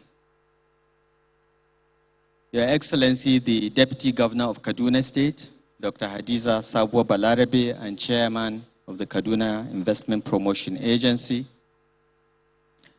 Distinguished Senator Ubasani, representing Kaduna Central Senatorial District, my Lord, the Chief Judge of Kaduna State, Justice Mohammed Lawal Bello, the Honorable Speaker of the Kaduna State House of Assembly, Honorable Yusuf Zailani, Principal Officers of the State House of Assembly, members of the Kaduna State Executive Council, Your Royal Highnesses, my Lords, spiritual and temporal, ladies and gentlemen, good morning and welcome to Kaduna Investment Summit, 6th edition. Your Excellency, Mr. Vice President, we are very happy to welcome you back to Kaduna. It's been a while since you came. We are pleased that you had the kindness and grace to accept our invitation, and we thank Almighty God for His grace for enabling you to be here. You are most welcome to Kaduna and hope you will come back again and again. Your Excellency, I have been asked to give a brief summary of what we've been doing in the last 5 editions of Kadinvest to be the basis for unveiling the 6th edition, whose theme is towards a sustainable knowledge-based economy. Next slide. I'll try to do that very, very quickly, Your Excellency. I will move very quickly. Your Excellency, we started Kadinvest in April 2016, less than a year after we took office, because we believe that the only way we can create jobs and grow our state is by partnering with the private sector. And from day one, we made that one of our cardinal objectives. And we followed that with policies, actions, and reforms to make Kaduna the investment destination of choice in Nigeria. In 2015, when we came into office, the ease of doing business rankings by the World Bank placed Kaduna as number 24 out of 36 states and the FCT. We are determined to change that because we are convinced that the only way to create jobs and make our industries and businesses competitive is to attract the private sector. Kadinvest has been the critical vehicle for driving these investments in Kaduna State. And through this platform, Your Excellency, I'm pleased to announce that we have attracted investments of nearly $2.8 billion and have created more than 100,000 direct and indirect jobs. We did so by the creation of one-stop shop. Kaduna Investment Promotion Agency is a one-stop shop for all investors in our state, and all the ministries, departments, and agencies that have to interact with investors signed on to an ease of doing business charter, which we launched in our first Kadinvest. For the next 3 years, we worked flat out under the leadership of the Deputy Governor of the state at the time, late His Excellency Barnabas Yusuf Bala, that led this effort. And through that effort, Your Excellency, by 2018, Kaduna State had moved to the #1 state in the ease of doing business rankings. May the soul of Architect Barnabas Yusuf Bala rest in peace, because it was his singular effort, along with other MDs, that got us there. We also moved ahead to develop a regulatory framework for public-private partnerships. So in addition to investments, we also introduced PPPs. We've attracted 25 businesses. We have, in the first year of Kadinvest, we attracted both local and foreign investments of about $500 million, and Kadipa just got better and better. By the time we came to Kadinvest 2.0 in 2017, we had launched our state development plan. We also launched sector implementation plans to be the vehicles for achieving the state development plan through annual budgetary framework. We developed an expansionary budget that year to fund critical infrastructure and launch our ease of doing business charter. And we attracted a number of investments in that period: Olam Poultry and Feed Mill, some mass housing investments, and Zenith Bank built Kaduna ICT Hub for us as corporate social responsibility. And we went into partnership with Microsoft, Google, HP, and other IT giants to provide training in information communications technology for our young people. USAID supported us in economic development. And we launched Eyes and Ears, a citizen engagement platform that enables any citizen of Kaduna State to report on projects going on in its locality, take pictures, and send them to us. It enabled us to mobilize the entire citizenry to know what was going on, and it helped us know when bad quality work is being done, in addition to the reports we get from our consultants and contractors. By the time we came to Kadinvest 3.0, we had developed our infrastructure master plan from 2018 to 2050.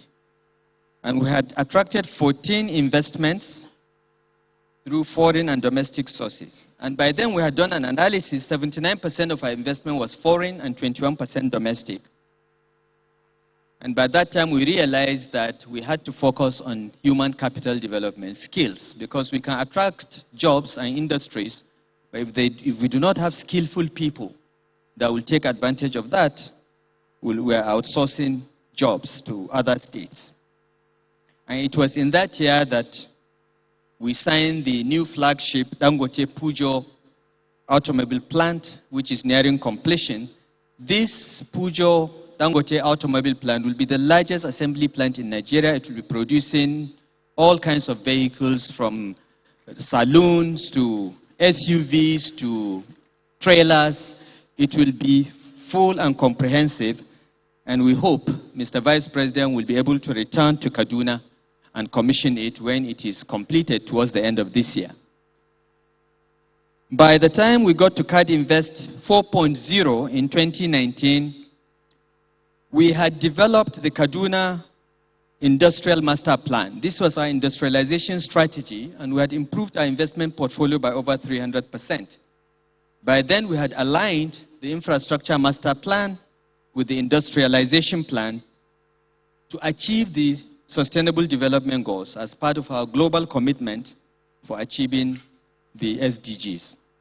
We also launched Kaduna into Industry 4.0, focusing on the development of knowledge-driven economy. So we added ICT skills to our skill sets in imparting to our youth so that they can take advantage of what was going on. It was in that year too, Your Excellency, that we began our e-governance program. We began to move our government to digital platform. Our objective one day is to run a paperless government. And we began to invest in the infrastructure to ensure that, we have e-governance. And we signed an agreement worth $5 million with Microsoft to provide the backbone of that e-governance, which is still being implemented. Mr. Vice President, sir, ladies and gentlemen, by the time Kadinvest 5.0 came, the world was under lockdown due to the COVID-19 pandemic. But we still felt that we should host Kadinvest, even though it was going to be almost completely virtual. We are very grateful to Mr. President for consistently being the special guest of honor at our Kadinvest. He always sent his speeches to be read. And at that time, in 2020, he actually joined us virtually. During that Kadinvest, we launched our public-private partnership policy and manual. And in spite of the pandemic, Your Excellency, because of the continuous efforts of KADIPA, we were able to raise about $500 million in investments between Kadinvest 5.0 and 6.0. So this is the brief summary of our journey, Your Excellency. And by the time the world was under lockdown in 2020, Kaduna State was ready to go virtual.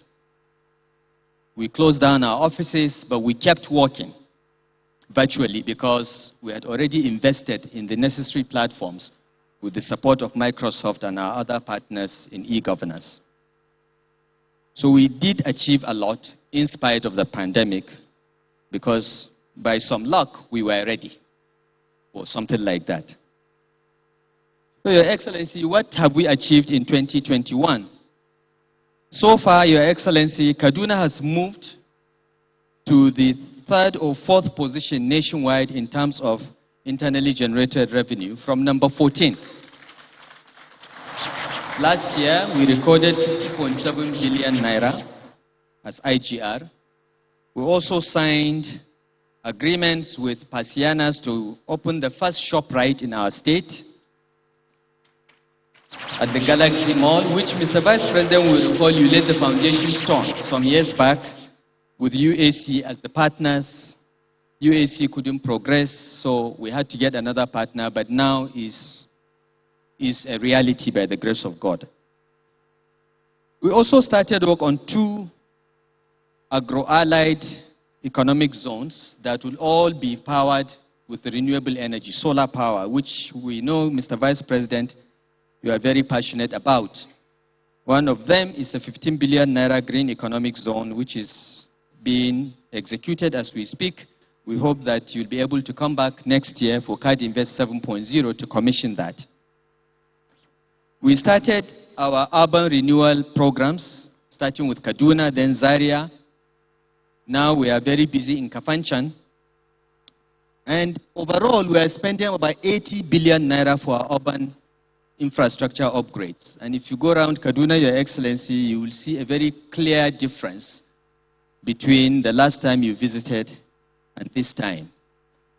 We've also signed an agreement with Allah of Denmark to build the first ranch in Kaduna State. We took one of our grazing reserves and worked with Allah to build a ranch that will settle 1,000 Fulani herdsmen families, providing them schools, primary health centers, veterinary clinics, and all the facilities that are available in any modern town. Our objective is to sedentarize the Fulanis, educate their children, and convince them that they don't have to be moving up and down with cattle to earn a living. They can do so in one place. There will be grass, there will be water, there will also be schools, hospitals, and so on and so forth. We believe, Your Excellency, that if this 12 billion naira investment works, we are spending 12 billion naira, 8 billion is coming from the CBN, we are putting 4 billion naira, and Allah is coming with 50 million euros. If this works, we think is the beginning of the solution to the problems of itinerant herdsmen, open grazing, and the insecurity that has been associated with it.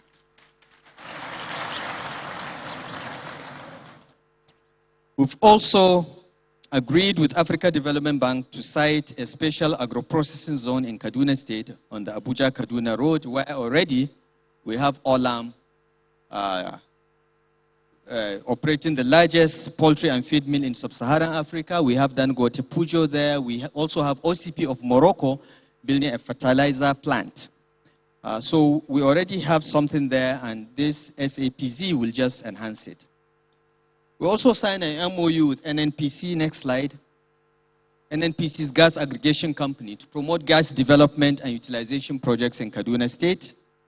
We partnered with Zipline to deliver, using drones, medical commodities in hard-to-reach areas in our state. Your Excellency, we are very passionate about women in Kaduna State. 40% of our cabinet is women. Our deputy governor is a woman, the only one in northern Nigeria, I think. But in addition, we believe that funding women entrepreneurs, small-scale businesses of women, is very important in promoting education, nutrition, and health of the children of the future. Because when women get richer, they invest in their children. When men get richer, at least in Kaduna State, they marry more wives here, Mr. Vice President. So it is far more productive to empower women. So we have a special fund for women entrepreneurs, which every year, as a minimum, we give soft loans of at least 200 million naira to women. We've been doing that since 2017, and we've remained consistent. We also have an entrepreneurship program for university graduates, because we want to give them skills to start their businesses instead of waiting for jobs. So introduce CADSTEP, the Kaduna State Startup and Entrepreneurship Program, which we are doing in partnership with the Bank of Industry. We fund entrepreneurs, and so far we've funded more than 600, and we have trained about 5,000 young people. About over 600 have submitted business plans. Nearly 200 have been funded by Bank of Industry and Kaduna State government to start their businesses, and many of the businesses are thriving. We are starting CADSTEP 2.0, which will focus on imparting technological skills. And we hope Kaduna will be the next Silicon Valley of Nigeria. We call it the Desert Valley. We've partnered with Airtel and IHS to ensure that every part of Kaduna State has broadband coverage, at least minimum of 3G everywhere. Because we believe that the future is in providing technology as an enabler for people to realize their potentials. I want to thank Airtel and IHS Towers for working with us to to ensure that every part of Kaduna State has 3G and 4G, which is expandable to 5G when the time comes. We also have digitized our land registry, perhaps the most advanced in Nigeria. And within these 6 years, we have issued and signed more than 50,000 certificates of occupancy issued by the Kaduna Geographic Information Service. We've also advanced on residence registration. Your Excellency, we provide lots of free services in Kaduna State. Education for primary and secondary schools is totally free. 12 years of free education in our public schools. So we're afraid that people from Kano will all migrate here. You know, Kano people like things for nothing. So, I'm sorry, Your Highness. I forgot that you're here. Your Excellency, we have our banters with Kano people. We claim that they are our slaves. They claim we are their slaves, but Queen Amina conquered Kano, sir. That's why there is Kofa matter in Kano. There is historical evidence. And we took Paki from them as compensation. So, but they deny it. And we decided that Kano will be our market. That's why they are the largest commercial center in Nigeria, while we are, you know. My friend, His Highness Khalifa Sanusi, will disagree, but I'm just giving you the background so you know, sir. We play these jokes. So to avoid that, sir, we have a residence registration agency that registers Kaduna residents, not indigenes. We believe in citizenship, not indigenship. So anyone that is resident here, we registered.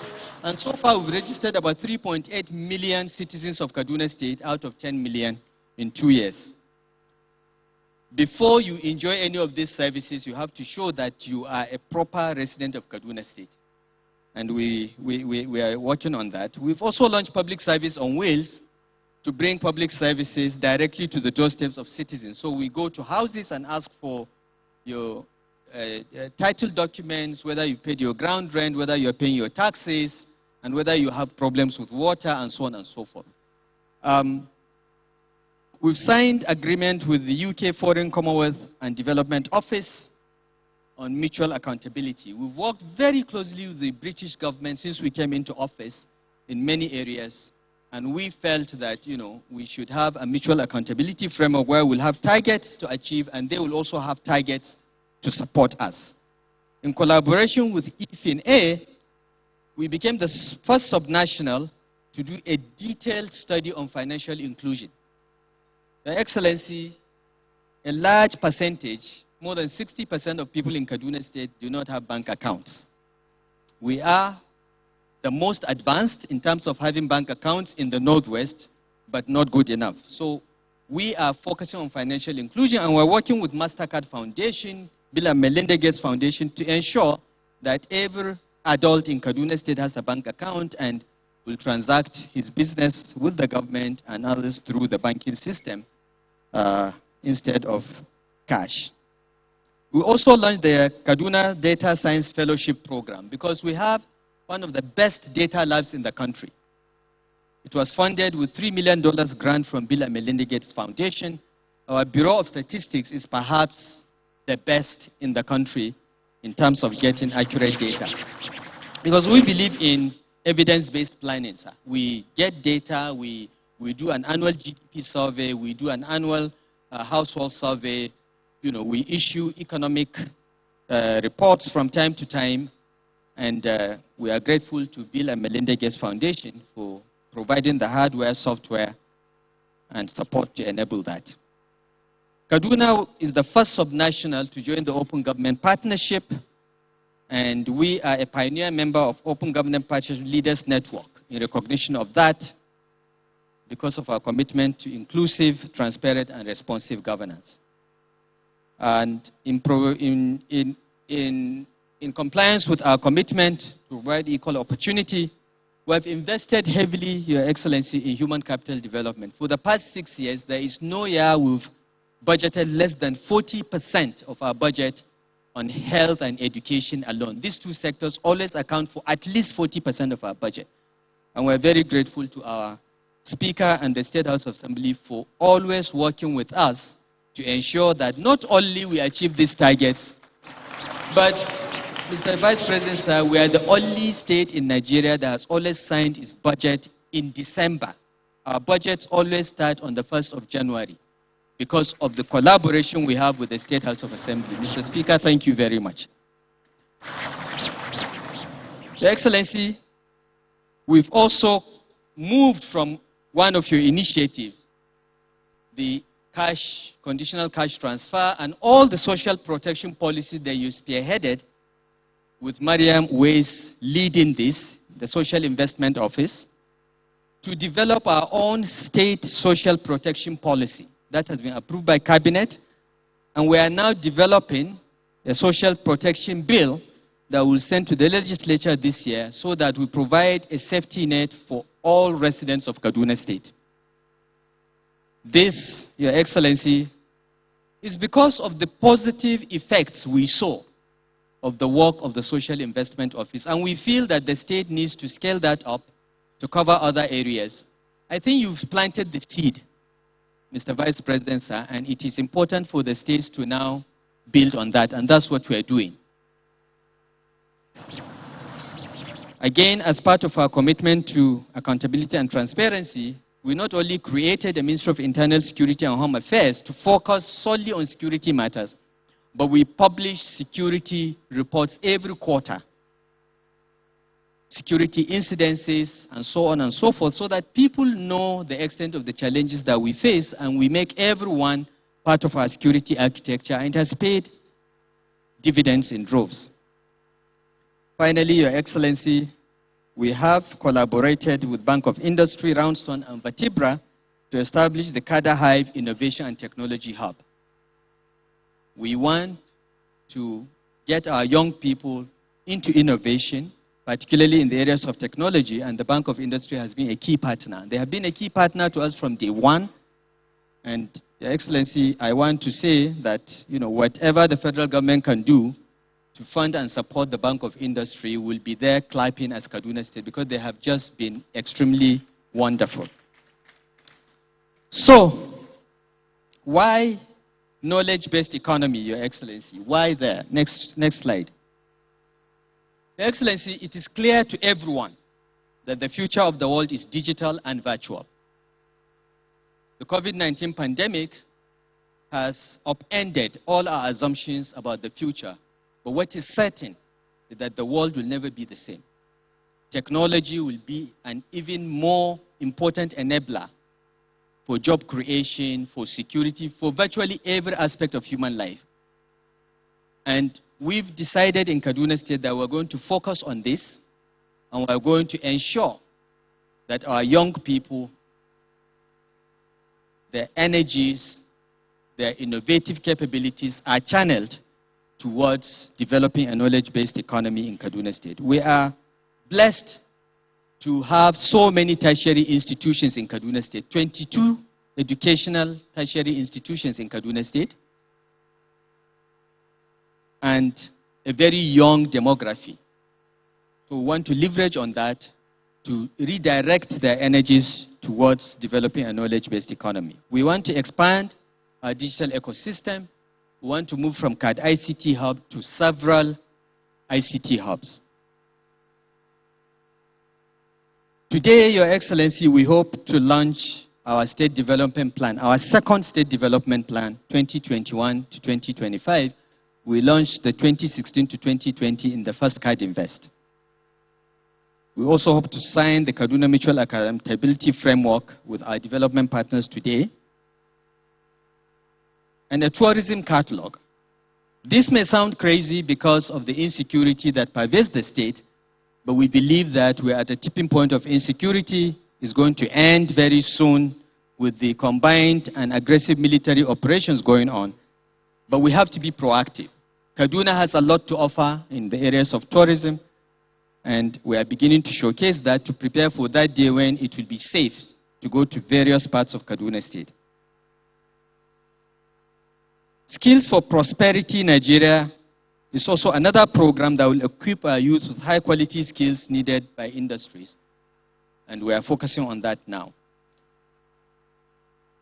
So, Your Excellency, apart from the 4 plenaries that will take place on digitization, the role of data in investments, and what advantages and opportunities the Africa Continental Free Trade Area will provide us in the agricultural sector, because we're essentially an agricultural state, we'll also look at the role of donor agencies in building a sustainable knowledge-based economy.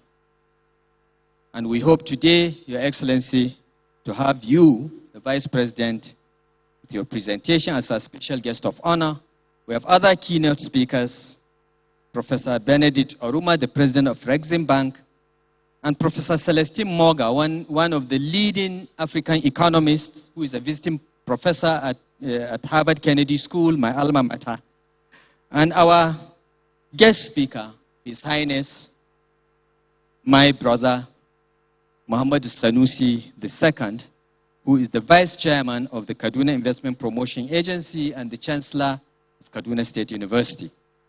We'll also be commissioning some projects. Mr. Vice President will be commissioning the newly rebuilt Kaswamagani Modern Market. Tomato juice, farming and processing is also available for commissioning. And carry out project visits to your Galaxy Mall, Mr. Vice President. We did our best to try to get ShopRite to come here, but it's not quite ready. We hope you will come back to commission it, sir, because you did the ground breaking. And of course, Dangote Pujo Automobile Nigeria Limited, which will be the largest vehicle assembly plant in Nigeria. We shall be hosting our guests tonight to a gala night this evening at 7 p.m. by the grace of God. So let me end, Your Excellency, by looking at the future. Where do we want to take Kaduna? And the next slide, Your Excellency, shows a bit of what we are doing in the state. The Kaswamagani market is the one on the left. Please go back. I like these pictures. That's what you will be commissioning, Your Excellency. And then we have some of our urban renewal projects, some farms that, and this is what we promised in 2015, sir, that will make Kaduna great again, a state where there are abundant economic opportunities and prosperity, social inclusion, peace and security, good governance, and improved quality of life of the citizenry. And we've pursued that. We've not succeeded 100% everywhere, but everyone knows we put in the effort. Next slide. Yes. So this is our state, Your Excellency, about 10 million people, but 40% of this population is below the age of 15.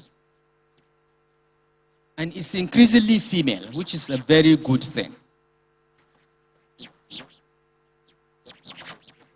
So we have a population in search of jobs, infrastructure, and industry, and it is our duty to provide that.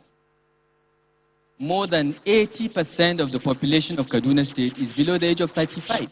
It's a very young state.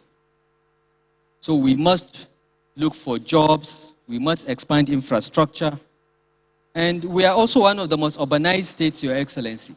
70% of our population live in 3 cities, Kaduna, Zaria, and Kafancha. I think only Lagos is more urbanized than Kaduna in Nigeria.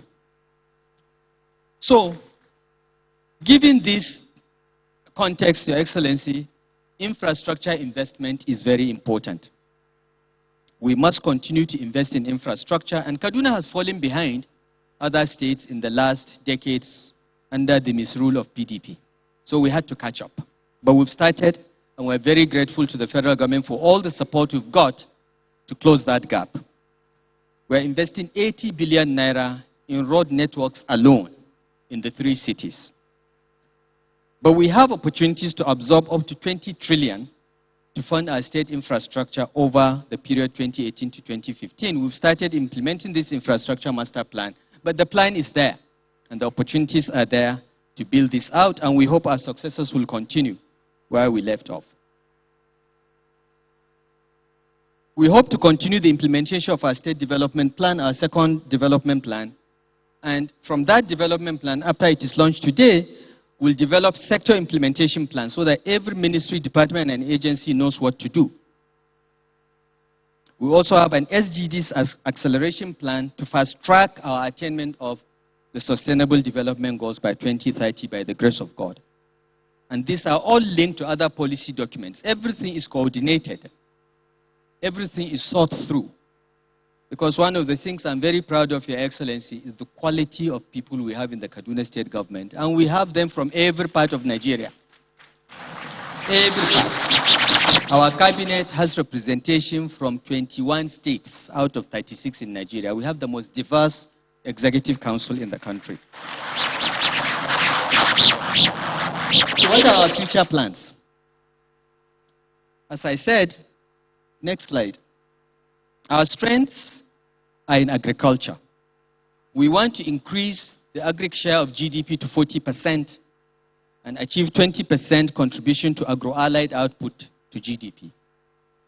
Our goal also is to achieve 10% share of GDP in the electronics sector. We are developing a very strong electronics industry, both hardware and software. Vehicle assembly plant, we want Kaduna to be an automobile hub in this country, because in addition to the Dangote Peugeot plant, there is the old Peugeot automobile plant, which has been acquired by an Indian group. They are also assembling vehicles here. And there are many downstream industries here that produce windscreens and so on that are already here. But in addition, the National Automotive Council is building a large automotive center here in Kaduna, and another European group is coming to build another assembly plant. So we see Kaduna as the future automobile hub in Nigeria, vehicle assembly hub. We are also working to revive the brownfield textile industries in Kaduna. Kaduna used to be the Manchester of Nigeria. We have about 12 textile mills, only 2 are operating now, but we are working to revive the other brownfield plants. Then ICT, which is what we are all focused on from now on. Electricity, we are investing in power, Your Excellency. We are building our own 84-megawatt plant. We are discussing with the Ministry of Power for the federal government to concession the 215-megawatt Kudenda power plant to us. And we are investing aggressively in renewable energy, solar power. We are doing a 100-megawatt plant, state government sponsored. And we are working with African Finance Corporation to do a 1,000-megawatt solar plant here in Kaduna that will add to the national grid. So electricity is a key area for us. Mining and quarrying, Kaduna has everything from gold to nickel, iron ore, tin, even rare earths that ICT companies are looking for. We've been developing that capability. One of the largest investments in this state, Your Excellency, is a $650 million iron ore mining and manufacturing plant that will, by the grace of God, next year, by Kadinvest 7.0, will produce Nigeria's first steel, made in Nigeria steel for the first time, which we've been unable to do with Ajaokuta for over 60 years. We'll achieve it here in Kaduna State, entirely using private sector funding, $650 million investment by African Natural Resources. And it's nearing completion in Jere, in Kagarko local government on the Abuja-Kaduna road. Transportation is a key area that we're also investing in, and I'm happy to announce, Your Excellency, that we've been offered a $200 million loan by the AFD, the French Development Agency, to do a BRT system in Kaduna, including high-capacity buses that will run on renewable energy sources and gas, and we are proceeding with it. We hope, Your Excellency, to create between 2 million and 7 million jobs by 2050. We hope to boost household income to 102.4 billion by 2023. We hope to boost our GDP by 50%. We hope to increase business registration, formalizing our informal sector, enabling us to tax them and also provide them support services by 34%. Our goal is import substitution, Your Excellency. Nigeria is importing too much of what it needs and not exporting a lot. Kaduna is focused on import substitution and targeting the large Nigerian market. And we do hope, as a matter of national policy, we'll work together to develop an export-oriented industrial policy. But at the level of subnational, we feel that there are opportunities in import substitution, and that's what we're doing to exploit our relatively cheap labor. So I'll end, Your Excellency, by again talking about the advantages of Kaduna. Why do you invest in Kaduna State? We're the easiest state to do business with in Nigeria as of 2018, and we're getting better. We are ranked first in property registration. We are ranked first in enforcing contracts. Our courts are very efficient at resolving disputes, Your Excellency, far more efficient than Lagos, sir, in spite of your best efforts before. And here I want to pay tribute to the Chief Judge of our state, Justice Muhammad Lawal Bello, for the efforts he has put in to make our judiciary one of the most efficient.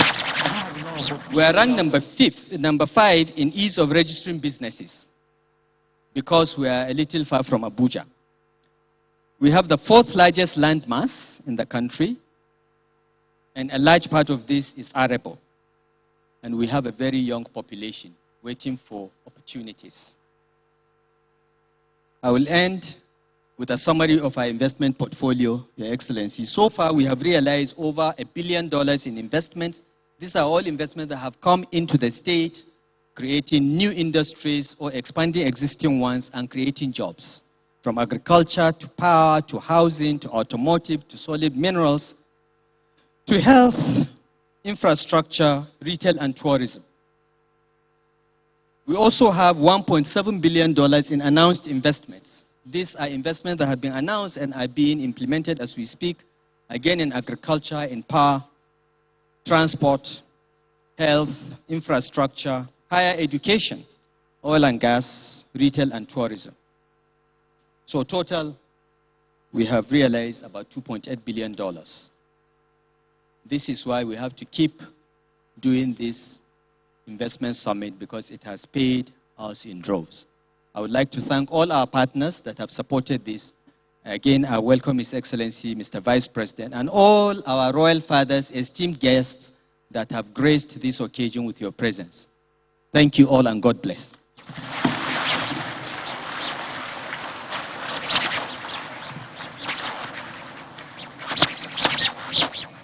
Please, a round of applause. Let us really, really celebrate and applaud Kaduna State. The governor of Kaduna State, Malam Nasir Ahmad El-Rufai, OFR, has spoken not just as a governor, but indeed as a passionary for national enterprise, defined by a very clear template of activated, progressive commitment and delivery of results for his state and for the nation. There is no question that Desert Valley is on its way to representing the Silicon Valley vision of the Nigerian nation to the world. Looking at the expandables from a minimum of 3G to 5G, working with a 21 Nigeria integrated cabinet profile here in Kaduna. Kaduna positioning itself not just as a state of indigenous representation, but citizenship that captures the investment of every individual, family, or community that has invested in Kaduna. The financial inclusion has redefined and is redefining every adult in Kaduna State as an adult with a functioning bank account. Evidence-based planning, database for data strategies and data solutions, because Kaduna is clearly being designed as a data sub-nation. The budget stats speak, because this is a budget state with a status quo that starts 1st of January every year serially. The incubation programs, whether it's with public-private partnerships, all the way through to the Bank of Industry, in stating a digital and virtual representation. This is Kaduna State making its statement to the world here at Kadinvest 6.0. This sixth edition, developing a knowledge-based economy, is one that defiantly declares its aspiration is a reality, and they are ready not just to fly, but to engage.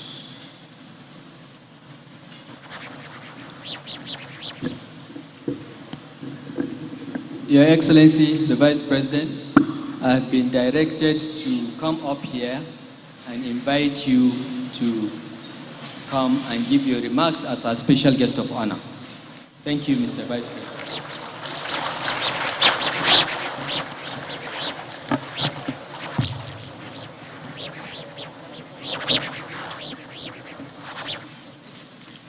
Thank you very much. Please sit.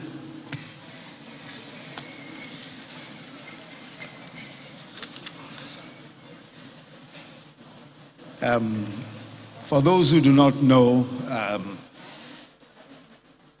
Governor El-Rufai and I belong to an exclusive association. There are a few others represented from other parts of the country, distinguished men and women like the former chairman of our great party, His Excellency Adams Oshiomhole, the Honorable Minister of Labor, Emeka Ngige, and I bring you warm greetings from all these members of our association.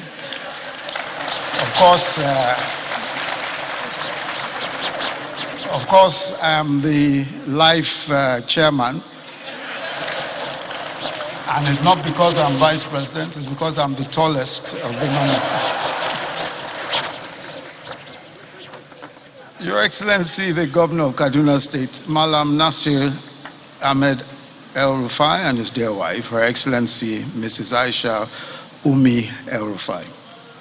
Her Excellency, the Deputy Governor of Kaduna State and Chair of the Kaduna Investment Promotion Agency, Dr. Hadiza Sabua Balarabe, and other members of the Kaduna State Executive Council present today. Senator representing Kaduna Central Senatorial District, Distinguished Senator Ubasani, and the Honorable Minister of Water Resources, Engineer Suleiman Adamu, Honorable Minister of Power, Engineer Abubakar Aliu, Special Advisor to the President on Social Investment Policies, Social Investment Programs, Hajia Miriam Owais, Special Advisor to the President on Infrastructure, Ahmad Rufai, the President, African Export-Import Bank, Afrexim, Professor Benedict Orama, Your Excellencies of the Diplomatic Corps who are present, the Right Honorable Speaker of the Kaduna State House of Assembly, Yusuf Zilani, and other members of the State House of Assembly present. The Chief Judge of Kaduna State, the Honorable Justice Mohammed Lawal Bello, and other members of the Kaduna State Judiciary present. The Vice Chair of the Kaduna Investment and Promotion Agency, His Royal Highness, the Muhammadu Sanusi the second, beg your pardon. The Emir of Zauzau, His Royal Highness Ahmad Nuhu Bamali, and other royal fathers present. The keynote speaker and Professor of Public Policy, Harvard Kennedy School of Government, Professor Celestine Monga, captains of industry, honored guests, ladies and gentlemen. Governor El-Rufai, thank you very much for the kind invitation to join you at this sixth edition of the Kaduna Investment Summit, or Kadinvest. As you know, I follow your activities closely in Kaduna State because of the seriousness you have brought to subnational governance in Nigeria. The rigor and innovation, I think just listening to you, the rigor and innovation that you and your team have brought to policy formulation and implementation is clearly an exemplar for what is possible in the states and indeed what is possible in the nation. You must all be commended for the consistency that has been a strong characteristic of your administration. Kadinvest has been held annually over the past 6 years and has evolved over time from the launch of the development plan to the unveiling of the Kaduna Infrastructure Master Plan and the Urban Renewal Project. So this summit has become a platform not just to market Kaduna but Nigeria as a compelling business destination for investment. I must also say that your efforts are clearly positioned to benefit maximally from the critical infrastructure development that Mr. President has committed himself to single-mindedly since the inception of our administration. So the construction of the AKK pipeline would enable the ready availability of gas for power and industries in Kaduna, while the Abuja-Kaduna-Kano rail line and the Abuja to Kano highway will definitely ease the movement of goods and people. For power, the Ministry of Power and the ADB are working together to ensure that construction starts on the Mando to New Kano 3030 kV line enhancement. And of course, your efforts with Airtel on broadband expansion, broadband connectivity expansion, will benefit from our economic sustainability plan and the broadband connectivity for all by 2023. These federal government investments in these axes, complemented by the policies and investments of the Kaduna state government, will catalyze an economic hub that will create millions of jobs and opportunities. And I think you've much more eloquently presented the case for Kaduna State as the economic hub for the future job creation and also for the future of economic development, not just here in this zone, but also across the country. As you are aware, one of our programs in the Economic Sustainability Plan is the Solar Niger program, which is aimed at providing 5 million homes with electricity through solar systems and mini-grids. In this particular regard, the NASENI, the National Agency for Science and Engineering Infrastructure, is being repositioned to incubate local end-to-end solar manufacturing and fabrication, given our country's increasing demand for solar panels. So I think there is room for synergy here also with the remarkable work that the Kaduna state government is doing with Blue Camel. From this project, we can see street lights all around the city, and Kaduna built solar street lights popping up everywhere, including Yola, Jos, Owerri, Gombe, amongst other places. I'm sure that with what is happening, we may be seeing the cusp of developing a solid solar production supply chain right here in this state. But permit me a word or two on the theme of this conference. From last year's theme of infrastructure, industrialization, and innovation to this year's theme of towards a sustainable knowledge-based economy, there is a commendable steadiness of thought on the development pathway for this state. Indeed, the focus today, and I'm sure that everyone agrees, must be developing a knowledge-based economy. To briefly clarify the terminology, because there are so many different iterations of that expression, the knowledge economy really refers to how human capital, education, and knowledge can become productive assets or business products to be sold for profit. So this is simply the commercialization of intellectual capacity rather than natural resources or physical effort or physical labor. So for example, programmers developing new software and search engines for data, and health workers using digital data or algorithms to improve treatments, or fintech companies using technology platforms of various kinds for granting on collateralized loans and also software applications for various other financial services. It also means digital solutions for agriculture to improve yields or more effectively manage farms. Digital platforms that provide study aids and online courses for students, and so on and so forth. So the trajectory of economic development has tended to be from agriculture and manufacturing, then to services. And then as we get wealthier, we go to the knowledge economy. But by the sheer versatility of technology today, it is possible to leapfrog. And it's much easier to leapfrog from where we are to the knowledge economy. Indeed, rather than go from stage to stage, the knowledge economy can enhance our performance and all the benefits that we can derive from agriculture, from manufacturing and services. So today we are seeing faster computing speeds and cheaper products. From a time when it was exciting to be able to store 256 megabytes, we are now in an era where it is possible to store on the cloud in terabytes. Libraries of millions of volumes can be stored and retrieved within seconds.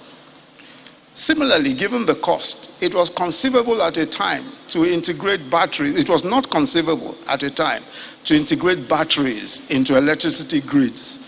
Today, Tesla's Megapack battery can provide up to 1 gigawatt hour as 1,000 megahertz of power, just with one single battery. That's 1,000 megahertz of power. So that is possible. Here in Nigeria, all our youth-run digital businesses are making great strides. Fintech companies and other technology-enabled solutions are expanding so rapidly that the future of banking and financial services may not even belong to banks or bankers as we know them today. Companies like Paystack, which was recently acquired for $200 million, Kuda Bank, without a single physical branch, Prosper, another of these fintech companies, that is revolutionizing banking for small businesses by tailoring banking and digital solutions. Eyowo, that builds the platforms for trader money and market money. They are creating jobs and bringing in investments every single day. So given these strides, Nigeria is surely becoming a technology investment destination in sub-Saharan Africa. We're also seeing the impact in disruptive technology in agriculture. This tomato juice, the processing facility, which we'll be commissioning today, with a capacity to produce tomato paste at, I'm told, 85 tons a day. And this, I'm told, is another product of Kadinvest. Tomato juice is helping build a model for integration of processing and subsistence farming that can be scaled across the country to solve these perennial problems of producing raw materials without knowledge-based addition. Aside from tomato juice, there are other innovative companies doing exceedingly well in the technology space or technology-enabled. Babangona, for example, that provides training, financial credit, agricultural inputs, and harvesting and marketing support to smallholder farming, is also heavily technology-enabled. So this bridge between smallholder and scalable agriculture is being executed with technology in a way that strengthens the smallholder farmer. But I must say, and I'm sure everyone will agree, that we are very far from where we ought to be. We are very far from taking the full advantage of our young people, especially the millions of very young talents that we have today. The main problem is how to surmount the barriers to knowledge, to the knowledge economy. How do we surmount those barriers to the knowledge economy? The World Bank describes those barriers to the knowledge economy as the 4 pillars of the knowledge economy. The first is institutional structures that provide incentives for entrepreneurship and the use of knowledge. The second is availability of skilled labor and good education, a good education system. The third is access to information and communication technology, ICT infrastructure. The fourth is a vibrant innovation landscape that includes academia, the private sector, and civil society. So the knowledge economy, as the name implies, is entirely dependent on intellectual capital, a workforce and talent pool that is educated, that is dynamic and is adaptable, sound, relevant, practical problem-solving education. So science, technology, engineering, and math, or STEM education as is called, is crucial.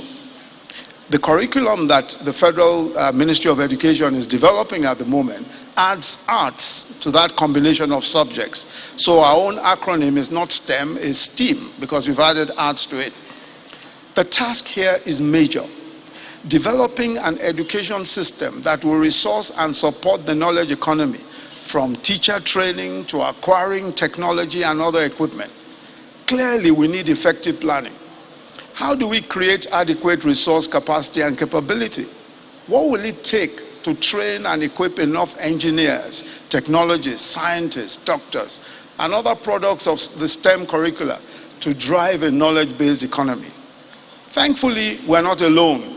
This is a global problem. There are global shortages everywhere of technological talent. A recent analysis showed that artificial intelligence and machine learning, the talent gap for artificial intelligence and machine learning is about 1.2 million resources, while there are only 650,000 professionals employable in these roles. The best of OECD countries have 16 scientists or researchers per 1,000 employees and spend 1 to 3% of GDP on research and development. But where do we stand on that scale?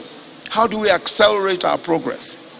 With the global gaps in talent, well-planned training programs could even see Nigeria becoming a talent hub for technical talent, for technical expertise. And this was proven with the success of Andela. Andela, of course, is a local Nigerian, Andela Nigeria is a Nigerian company, although Andela is more a multinational these days. In developing and placing, this is a company that develops and places software engineering talent. And this can be replicated across a broad range of STEM disciplines. So it is possible with companies like Andela that are already doing so much work, developing software engineers, developing all manner of other programmers and all manner of other talents. It's possible to do even more and to increase the numbers. Some ideas that can be explored include support for on-the-job tailored training to accelerate talent development and augment conventional schooling. For example, I understand that Blue Camel has a solar installation training facility on its industrial campus where it trains hundreds of students a year. Also, the curricula in trainings could have a standard knowledge set that must be learned prior to specialization. These standard principles should support mobility of talent across jobs so that they can adapt to changes in a knowledge-based economy. I think also the Kashim Ibrahim Fellowship, which the Kaduna State government, we have some fellows here. I was saying that the fellowship, which the Kaduna State government initiated a few years ago, exposes fellows to thought leaders and experts and to practical experience through rotational job programs and community service. This is also an example. It's an example of the type of initiatives needed to train high caliber talents for the knowledge-based future. These kinds of fellowships are crucial. These kinds of fellowships are important because they take people out of the school environment, out of the learning, and bring them into proper practical learning environments. There's a need to expand these sorts of initiatives and replicate them all over the country. It's also noteworthy that though this program was conceived and sponsored by the Kaduna State government, it is open to all qualified Nigerians anywhere who live anywhere in the country. But before I close, let me salute again the progress that has been made with the Galaxy Mall, the groundbreaking ceremony, which I attended some time back. I'm looking forward to walking through the relocated site today, just as I'm equally pleased to be going to the Kasiwan Magani market to see the great work that the Kaduna Markets Development and Management Company has done in repositioning that market. Of course, I would like also to see the solar power plant built for the market through the Rural Electrification Fund and its impact on beneficiaries. Also, of course, I'm told that we'll also at some point, I think it's for tomorrow, I'm not so sure whether that's today, the Dangote Peugeot Automobile Factory. And I must say that we look forward to the completion of that project and the return of automobile production to Kaduna here. There's so much going on and so much to talk about. So I must again commend the governor, Governor Nasir El-Rufai, for brilliant innovation, but more importantly for sticking to a plan and for making sure that the plan gets results. And also the Deputy Governor, Hajia Balarabe Ismail, the Executive Council, the Executive Secretary for Kadipa, Hajia Umar Aboki, and the organizing team for Kadinvest for the great work, including successfully organizing this exciting investment summit. Let me reiterate that the federal government will support and encourage your efforts every step of the way. And we are committed to, as much as is possible, creating a stable and predictable macroeconomic business environment, providing infrastructure, and of course ensuring security. For we realize that in addition to kinetic interventions, jobs and social protection are vital for security and sustainable development. And we are, as you've mentioned, making accelerated efforts to enhance security across the country, and in this region particularly, especially working with the state governors in many of the worst affected states. God bless Kaduna State. God bless the Federal Republic of Nigeria. Thank you very much. And God bless the Vice President of the Federal Republic of Nigeria. Please let's put our hands together and appreciate His Excellency, Professor Yemi Osinbajo. And he has spoken with that voice and with all of that active passion, brilliant innovation, sticking to a plan, and the stick-to-itiveness of the Governor, Kaduna State, Malam Nasir El-Rufai. Having listened to that, we shall be moving forward to the next events, which immediately transit from here to all of the engagements within Kaduna State for the commissioning and the further commendation of other projects. Shall we all please rise as His Excellency, in the company of all other excellencies, as they exit the venue and go forward? We shall continue with the rest of the program. The national anthem, please. Thank you.